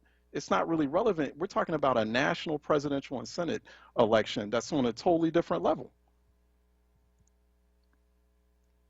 Different batches of Democrats. You still there? Yeah. Hello? Yeah, real quick. Trump has put more money in a whole bunch of black folks' pockets. But Since when? And with 2 words. Since when? Since when? You've been ripping. Since when, Joe? The black unemployment rate is over double that of the white unemployment rate, which means it's a whole bunch of black permanent unemployed. That means no money's going into a whole bunch of black folks' pockets. Since when? With 2 words? And the HBCU money, that didn't come from him. That came from bipartisan legislation, came out of Congress that the Congressional Black Caucus put together. People want to keep raising that. Yeah, well, Charles, I just want to end with 2 words. Yeah. Moral character. Which he has none of. What's your point, Joe? Anyway, I'm sorry, Joe. I got to let you go. Let me go to Lola out of Jenkintown. Who's going in for a reality check? Yes. Hi, Charles. Yeah, go ahead. How you doing, Lola? Good afternoon. Yes. Hi. How are you? Good afternoon. That was funny. Right. He ended that with moral character for Trump. Was that what he was saying? I guess that's the point. Yeah. Okay. Well, anyway, I was calling because I your conversations are great as usual and everything, and I just wanted to put out to people so I been doing this volunteer thing for vote.org and the Poor People's Campaign with Reverend Dr. Barber. And we really have to pour into our community and to our people, because as I speak to people, they understand sort of about voting, but then they really don't. They don't understand how important the local elections are. And so they only say, well, yeah, when was the last time you voted? Or the last time I voted was for Obama. And so a lot of people, didn't vote in 2016, and then this is what we have, is this monster in the office. And so, we really have to pour into, the reverence that we have with all of this going on now. We have to keep this up. And so, because we're going to have more local elections coming up that people don't understand, and they don't know anything about. I asked this lady was asking me, well, what about, do the judges affect me or affect anything that happens to me? And so, you talk to them about that. And so I just wanted to say, like, people, please, vote, but also talk to your family members about voting in between the major elections, that there are the local elections that people are letting the council, the judges who are deciding our children's lives and everything, in the federal, criminal, civil court. We have to keep voting in between of the major elections. And then, Charles, I just wanted to also say this. Something was like really heavy on my mind, because the kids are being homeschooled, and I see all these like reports. I don't know if you've seen them. I know you on Twitter and social media, but they've been showing us reports about kids being abused and it's being caught on camera and all kinds of stuff. And I just, this is really horrible. And like, Charles, where are the security officers? I'm not the security officer, but whoever used to. They can't like maybe go to the homes and check on the kids. They've just left them there, Charles, and they're home all day because at least they would be at school like 8 hours and would be around other adults. I mean, there are a lot. I mean, if you're going to prosecute children and students for having like toy guns on their Zoom in their bedroom during a class, or prosecute the parents for that, yeah, you should be. I mean, that should be a no-brainer. I mean, if abuse is taking place right there in front of you. Exactly. I don't get like that either. Said, okay. Real quick, Lola. I'm just saying, just like you said before, there are high amounts of crime rates that have went up with assaults on women in Philadelphia. These this abuse with our children that are being homeschooled is on the rise, Charles. Exactly. So, exactly. Thank you, Lola. I appreciate that. Yeah, that's something we definitely will talk about more. We have to wrap this Monday edition of Reality Check. The Source with Andrea Lawful Sanders is coming up next here on WURD. I want to thank Jordan Booth. Here still sitting in for Troy Wilmore, so definitely give your good vibes to Jordan Booth. I'm Charles Ellison, at Ellison Report on Twitter.com. Philly and beyond want you to stay sharp, stay smart, but more importantly, stay safe out there. All right, continue to stay locked into WURD for